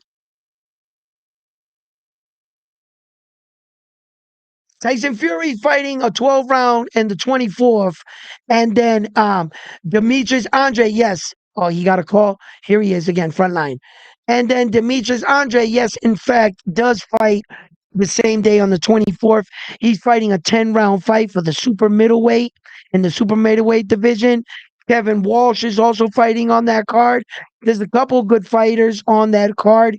You guys can Yeah. check that card out. But You it also is the got same day. you Yep, and you go ahead. also got Tyson Fury fighting too. Yes, that's what I was saying when you Oh, bounced out. I'm not sure if you caught that. no, I didn't. Um, Tyson Fury fights on the same day as Boo Boo Andre. Um, um, so yeah, it's And the then 24th, Saturday definitely. we got two big cards on Saturday. We got the Anthony Joshua versus Prenga in Riyadh, Yo, and yeah, then we got Spencer Zoo. yeah, Damn, that was and the gonna be at Anthony 4 o'clock in Joshua the morning. card. Yo, check the. Oh, Jesus Christ, in Australia, right? Yep. How are we gonna do this? How are we gonna do Oof. that? I'm not I frontline, don't even know man. if it. I don't I know. don't We even know if might it's have to worth getting catch up this that on our early. instant replay. I don't know. We might have to catch this on an instant replay. Oh and then no. Yo, and then check it out. Sunday we got Belanga. Yep. Oh yeah. The next day. Because we have boxing the 24th, the 25th, and the 26th Yeah, to end out July. And then on my wife's birthday, July 1st, we got the big fights. I mean not July 1st, I'm sorry, August 1st. Did I say July 1st? Yes, you did. You August sure did. 1st. Yes, I did. Oh my God. I'm glad she's not in the room. She would have Yeah, fucking snapped my neck you right got then and Roach. there. You But got Roach versus we got Cepeda. Lamont Roach versus Zapata on August 1st. Yeah, that's what I was going to say. Yes, go ahead, brother. Yo, what do you think? He fights on August 12th. What do you think about that dude, Teremoana? Uh, what about him? What do you want to know? What do What you think exactly? about him? Do you think I, he's a I think problem? he, of course. But like all problems, not everybody. Some guys look greater. Like for instance, Moses Thomas. For as good as he looks as a heavyweight, people are still not sure about him. People are saying, no, when he fights the top guys, he's going to lose. And I'm saying, yeah, I don't think so. I think Moses is going to be okay. Okay. But like we always, you know, there's this point in boxing where you just got to wait to see him fight the champions and we'll get our answer. We all like Keyshawn Davis. You like Keyshawn Davis, in fact, too. Um, and he was a former world champion, so we got to kind of leave him out of this because I just remembered he was a former world champion, so he already reached that pinnacle. But when you got young fighters that are coming up, even for champions that are right now, you can even honestly say this about some champions. Abdullah Mason is a hell of a champion, great fighter, but I don't think he's ready for Tank Davis. No, I don't. Nah, he's Uh, still too young yeah, for him. yeah. You see what I'm saying? You see, there's, they're But good, but we they're can't use great. that excuse though because he's a champion. So all that shit goes out the Okay, door. it does. But Tarawana, that's what I'm trying to take away the belt from Abdullah Mason, and that's exactly what I'm saying. I mean, fighters get in these kind of positions where you gotta prove yourself on the next one even more. You understand? So look at Ojo Santiago. Ojo Santiago. I think he's developing and was developing to a good fighter. He's just not getting the fights. Well, you know about the controversy with that one. I get it. I get it. I get it. But if Ojo never gets those fights, never and he doesn't get the opportunity to prove himself, Would he ever go down as that kind of fighter? No. You got to get these opportunities and you got to shine when your opportunity comes. You understand? Yeah. So, I mean, there's a lot of fighters I think highly of, and one fight in particular is not a young fighter, but an old fighter coming up in Errol Spence Jr. Um, I look at Errol Spence and I say to myself, man, Errol, he's got all the charisma, the warrior mindset, the I'm not shaking your hand before the fight or after the fight. This is personal. Fuck that. Errol is a dog, straight warrior, but can he perform? Well, Is we're gonna he see if the still, is 3 year that Errol layoff. still there? Yeah, what's up? I said we're gonna see if that 3 year layoff affects him. Come on, man. It's got to affect them in some kind of way. If 1 year layoff or 18 months layoff or 15 months layoff, fighters coming into fights, we address that. Yeah, the We question say, is gonna fall is did he stay busy like in the gym? Um, I, I what question? What question? I can answer that question for you right now. 2 years ago, Errol Spence Jr.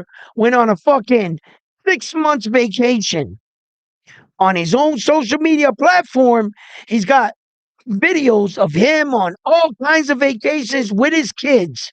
If you track those videos, you can basically track month for month where Errol was. He puts it all on his social media. He's not the type of guy that does a lot of talking on social media, Errol Spence, but he is the type of guy that puts out what he's doing. If you want a history of where Errol was, you want to know if he was in the gym? He wasn't. He was not. You can basically track down Errol.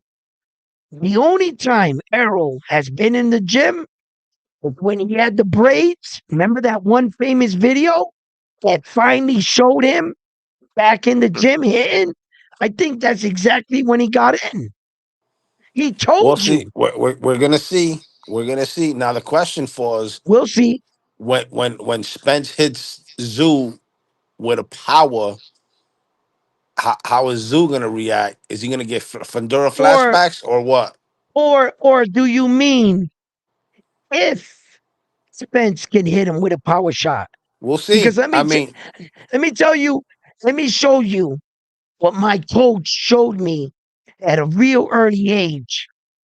Edwin, do you think because he punches harder than you, he should be able to beat you? What good is his power if he can't land it? If you outsmart him, you get him tired, then you drain him, he has no more power. Show me what you're made of. Edwin, I'm going to teach you how to work around power. That's what my coach showed me. Errol can have all the power he wants in the world. If he doesn't have the timing, the placement, the ring, he hasn't been in the ring in over 3 years in a real fight. Not no sparring match, like we said. That don't mean shit. You can spar all day. Oh, by the way, Errol sustained a rib injury. You guys know this. And he has not been sparring for the Tim Zoo fight. That's public knowledge. We all know this.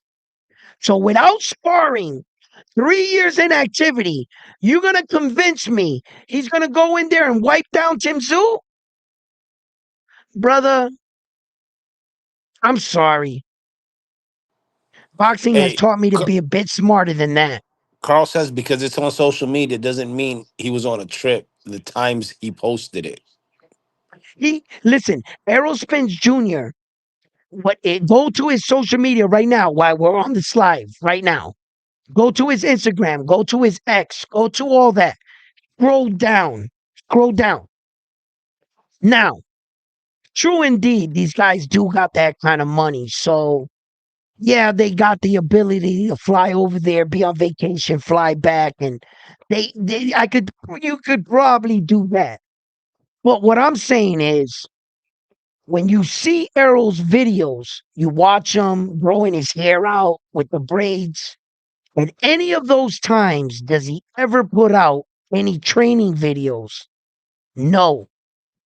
It was reel But after hold on, reel time after out, time out, reel. time out, time And out. now I understand that it Stop does not right mean, wait, there. wait, I know what you're going to say. It doesn't mean that he wasn't training just because he's putting out, but it doesn't mean that he was. Okay, let's take it back to your era. When did you ever see training footage or people doing shit in the gym? Never, never. Okay. Okay. All Mate, right. Good point. and Wait a minute. Wait. You're on to something. You're on to something. Hold on. When have we ever seen Arrow, regardless of the car accident, before the car accident, put up any training videos? you gotta understand, Earl's a real old school type of He might be more private. So, yes. okay. But why is it now? Why is it now? See, might have what threw me off, might have. Why is it now he's putting up training videos? I guess so that the world can see that he's serious. So now would be a good time to put up training videos. Okay, I can see it that way. All right. So maybe he was never with putting up training videos. Maybe he was secret. And because he had a big layoff in order to sell the fights, he had to show himself back so that the people believed in him. So okay, okay, as I work through the scenario in my head, you might be right. And I would hope that he was training within those 3 years. What I got, if anything, he fooled me. He fooled me. So if I was going into a fight with him, I would have thought he just got off his couch yesterday. So he would have got me. Okay. If that's what he was really doing. If that's a big if. We can't give him that, but I'll take it into consideration. I'll take it that he's a warrior, that boxing runs through his blood. Somewhere on vacation, he was training, working his steps, not hardcore training, but enough to stay in shape. Can we award him that? Technically, we can't, but I'll give it Or to him. or I'll what give it Carl to him. says, he could have took the trip, right? Came back, got in the gym, and then started posting the pics of his trip after he came back. He didn't have to Yeah, necessarily. yeah, he could. Yeah, you could. So Yeah. I might be a little fast on that one. Because, but I don't got any other proof. So, like I said, Carl, I'll take what you're saying. I'll take it into consideration, of course. But neither of us are right. I'm not right, and you're not right. I don't have any proof on when he actually started or what he was doing. I can only go by what he was posting. So that's my only clue. You strike an interesting point where you bring your side and you say, but round one, you could have been, and I have to admit, you could be right as well. Now we're both guessing, aren't we? You're not there and I'm not there. So we're both guessing. So with our guess, your guess and my guess, let me ask you a question, Carl. Does that give you the confidence you need in the fight against Errol versus Tim? When you go right now on betting gambling websites, no one is putting up the odds. You can't go to FanDuel, fucking any of those websites and see the Errol Spence Jr. and Tenzun. Why? Why are there no odds? Why they ain't accepting it? Like I'm telling you, brother, I got Errol Spence Jr. in the fight. I'm rocking with the American. I told you, it's one of those times where it was with Xander Zayas. I rocked with the flag. Whenever I do this and I alert you before I do it. I tell you, don't follow me down this rabbit hole. Because I'm telling you, don't put no money on Errol. Just enjoy the fight. If you want to bet on Errol, bet on the next fight. Show me what you got. Show me how much you came back. Give me something. Give me something. Because I'm still a fan of the Errol Spence Jr. that beat Kell Brook. And as a boxing fan and a content creator, I got to take myself back and remember, Errol, you were that guy once upon a time, but you're not him today. You only have your name. As of right now, I need to see something from you. The last thing I want to see is Errol Spence Jr. get stopped by Tim Tszyu. That's the last thing I want to see. I don't want to see Errol go out like that. I got Errol in the fight. It's just some fighters, some certain things. I'm just telling you. I'm honest though, if I was putting money on the fight, my money would be on Tim Tszyu. Yes, I'm sorry, Hey, but next I'm problem. just enjoying the fight, What are the and I odds? got Because I Errol. I just looked up on my end, and Yep. that fight is definitely not on there for the betting odds. No, it's not. I'm It telling you. Yeah, but he next said on DraftKings right now, odds Yeah. are up. They're up right now. Oh, so they put So it. They finally dropped it on DraftKings. Not on FanDuel's. Not on it. On I want to DraftKings this know. I want to morning, know it what those wasn't on odds it. are. It wasn't on DraftKings this morning. Ooh, Earl's minus 115 and Tim is minus 110. So they're thinking it's a 50-50 fight. That's a 50-50 fight. Okay. Ooh. Yeah, Mark that's a says 50-50. Spence is a slight favorite on the Aussie sites. Yeah. Or what? What'd he say? Mark said Spence is slight favorite on Aussie sites, on Australian sites. On the Aussie sites? Shit, send me the link. Right? No, I'm not gonna bet on it. I'm not gonna bet on the fight. But like I said, like I said, look how the odds makers and how some of these websites they're not taking the fight. They're not taking it, or they're waiting for the fight to come up because of all the situations in boxing. I guess some things happen behind the scenes that we're not privileged to know about. But when I saw that, I thought it was interesting. And now, if DraftKings actually has the fight posted for odds, it's letting you know they didn't have it this morning. They didn't, because I checked. It wasn't there. So, and that's why I knew this. And then, it just look, guys, just be smart. Please be smart. The guy's got 3 years inactivity, 3 years out of the ring. Let's enjoy a fight. Let's support whoever. If you're going for Tim Tszyu, salute to you. Shout out to all my Australians. Shout out to you guys. You guys are the shit. All right. So if you're going for Tim Tszyu, show your support. If you're going for Errol Spence Jr., show your support. Me, I'm just gonna enjoy a great fight. I'm on Team USA on this one. We're competing against Australia. Love Australia. They beat the shit out of Puerto Rico. Okay? Fucking Liam Paro came to Puerto Rico and took our belt. So I should be fucking like shitting on Australia, right? But no, nothing personal. Never. Nah. Australia, do your motherfucking thing, bro. Nah, Shine. fuck Leon Bottle. Fuck him. Hey, listen, my boy don't like him. My boy don't like him. Fuck that. He can pull PR all day. I get it. You know? But hey, like I say, man, look, man, I can't I'm not gonna be like that. I'm not gonna be like that. I live vicariously through Frontline. He talks all the Puerto Rican shit for me. But yo, for real talk, man, go Australia. Do Nah, you your know I'm fucking around. motherfucking thing. Shout out to Yeah, I Leon know, I Bottle. know that. I know that. And Just shout do out to your Dalton fucking Smith thing. too. Fuck UK though. Yeah, I know, because they rocked us. But hey, it's all love and war. All love and war. I can respect it, but don't think, Hey, guys, hey, hey, and that another thing. Wait, wait, before I wait. forget, Go ahead. and fuck Boo Tennis, but shout out to him. Listen, yo, that's a good one. And don't think that I don't have a little fucking thing against you guys.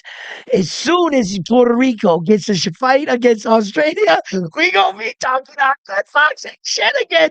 Because I want our get back. Oh, we gotta get it back. Y'all to fuck this up. And the UK.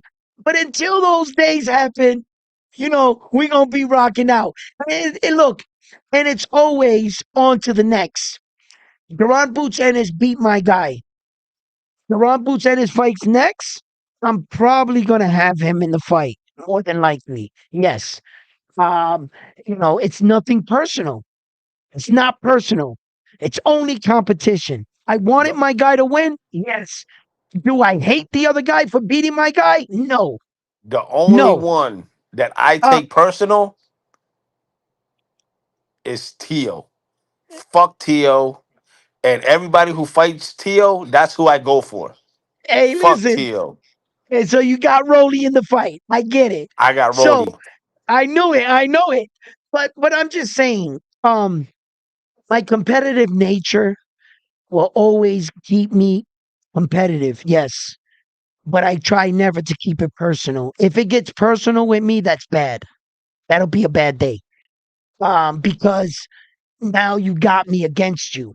And like anything in life, the other person don't want to be against you, right? Okay, then. That's how I view myself.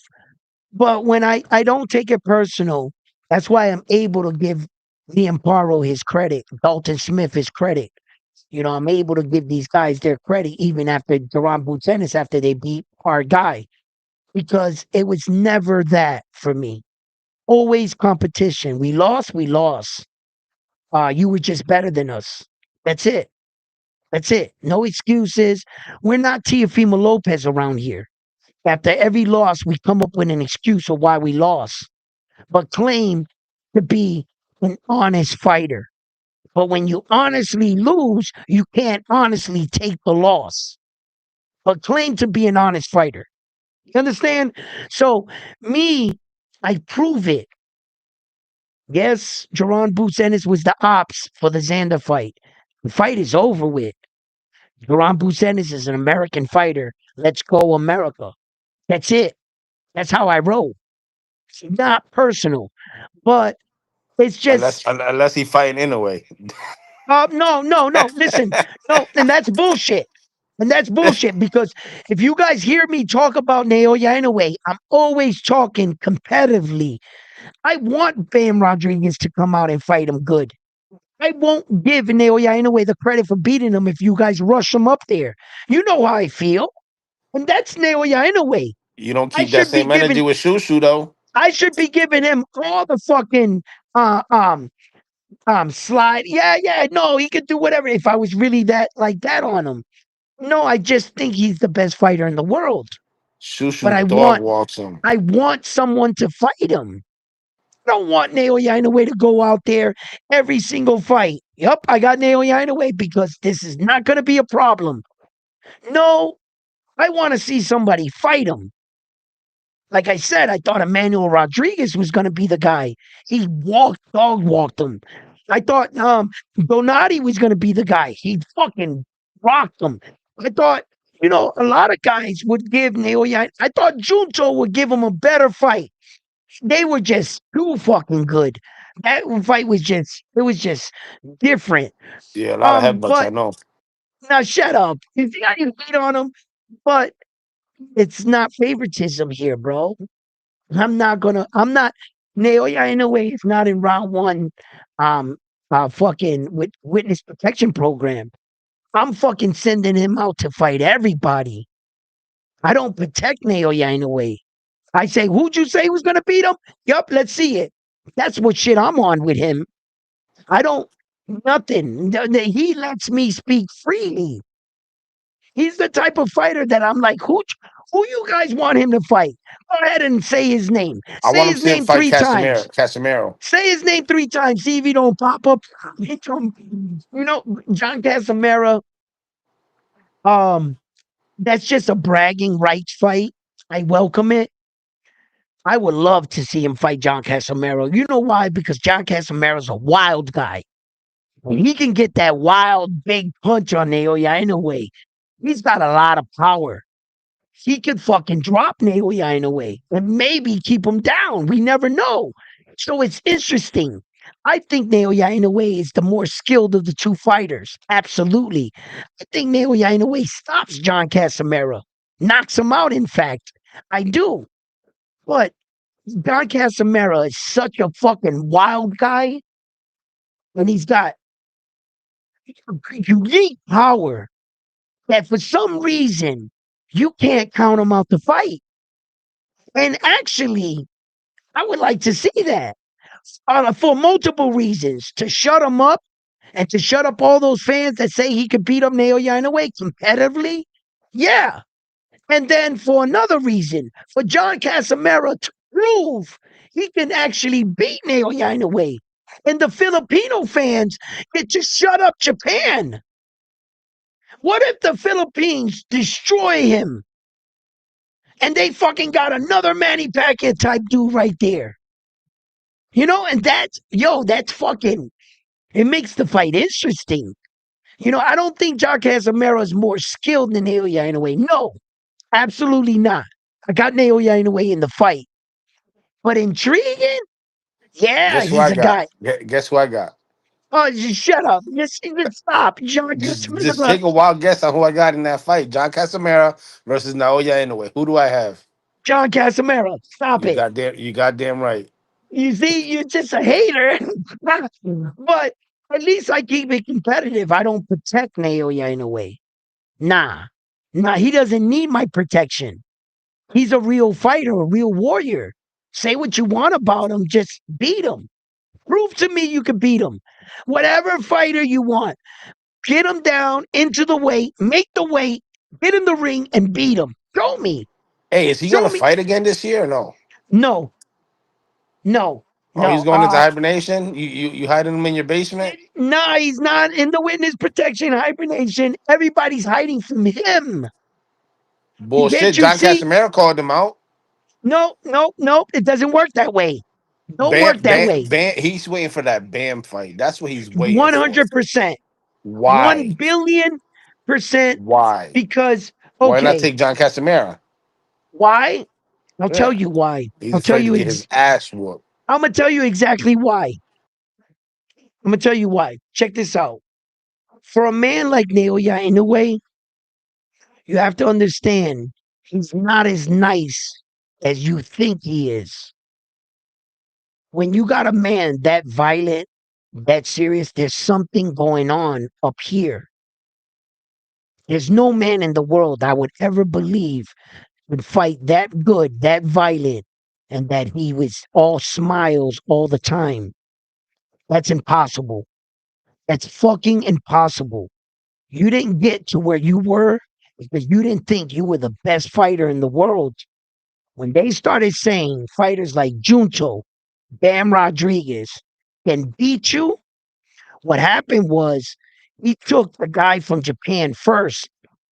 He said, I made this. I put Japan on the map. And this fucking guy is running around getting a couple knockouts, and you guys got your panties in a bunch? You guys think that I'm not Japan's best fighter? Because in the streets in Japan, the whispers say there's another guy.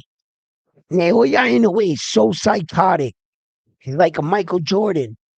He can't stand for you to say someone else is actually better than him, and that the person that you're saying better than him is not called John Casamera, or that you're just talking about him being better than him.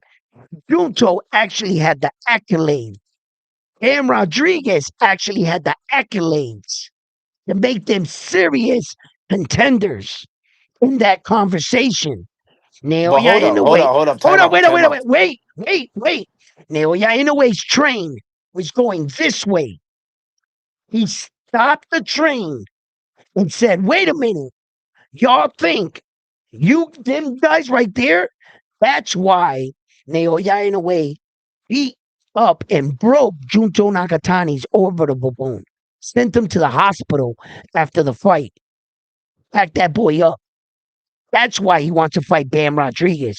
That's why he fought MJ. A lot of people were calling out Naoya Inoue. MJ was saying he was ducking him. Whenever Naoya Inoue takes you as a real threat, like not just being Virgil Ortiz, you could be Virgil Ortiz and be out there yelling. That's all John Casimiro was. He didn't have the accolades to take him serious.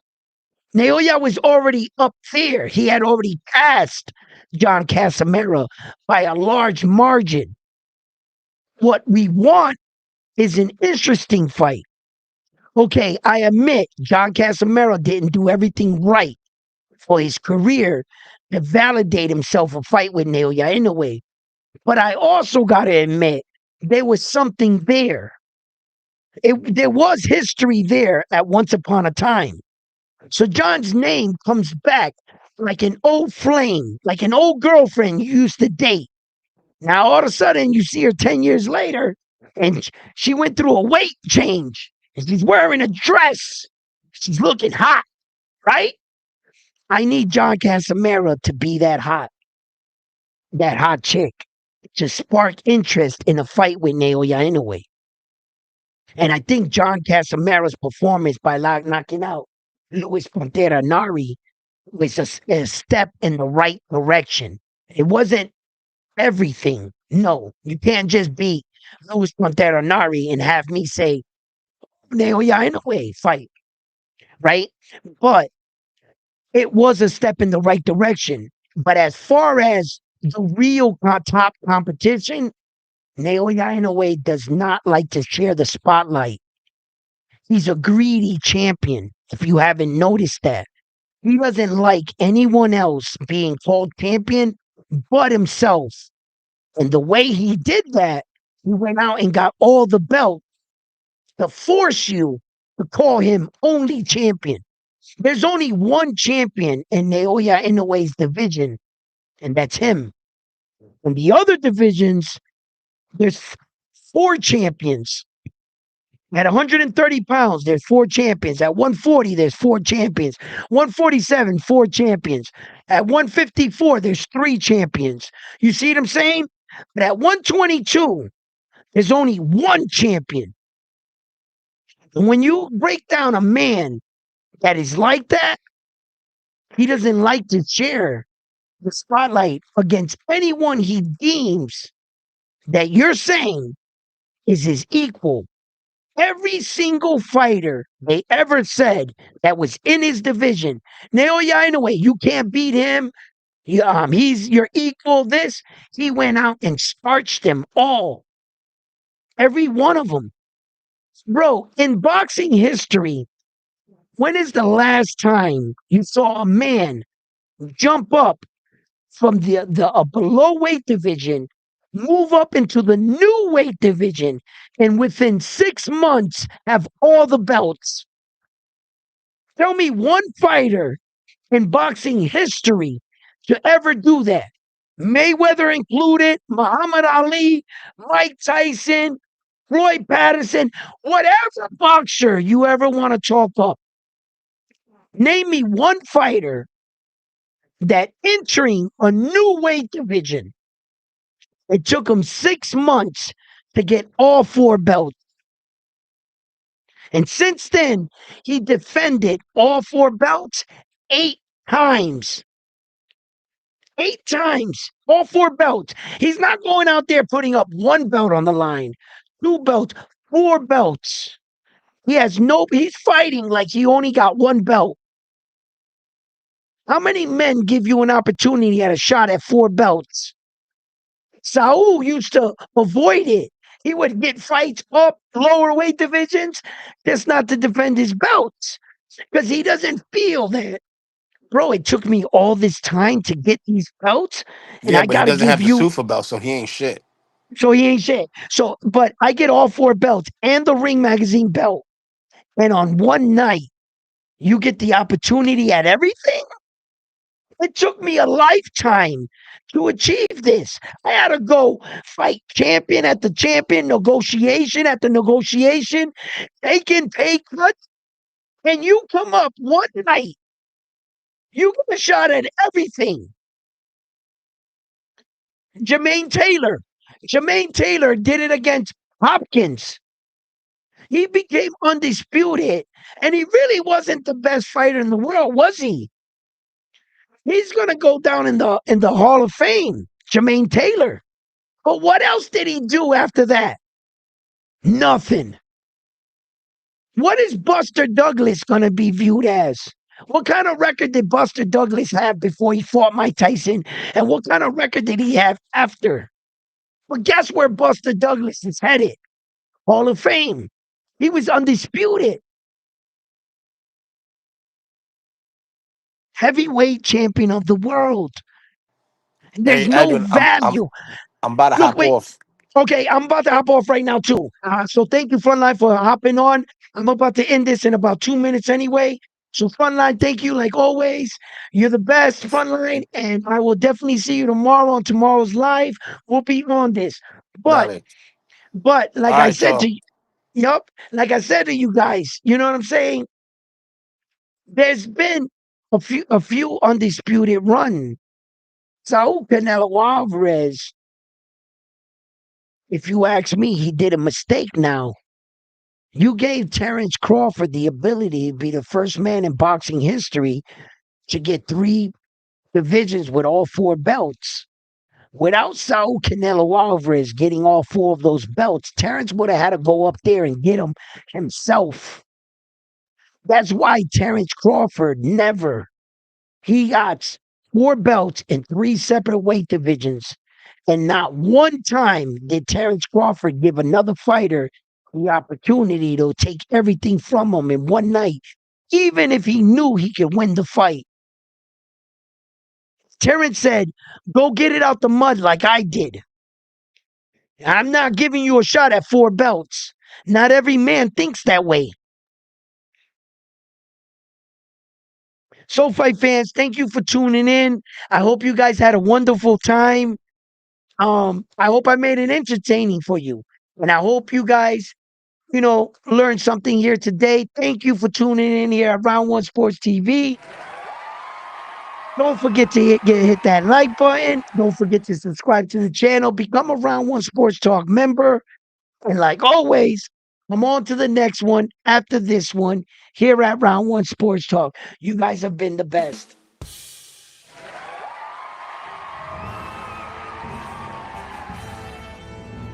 Peace.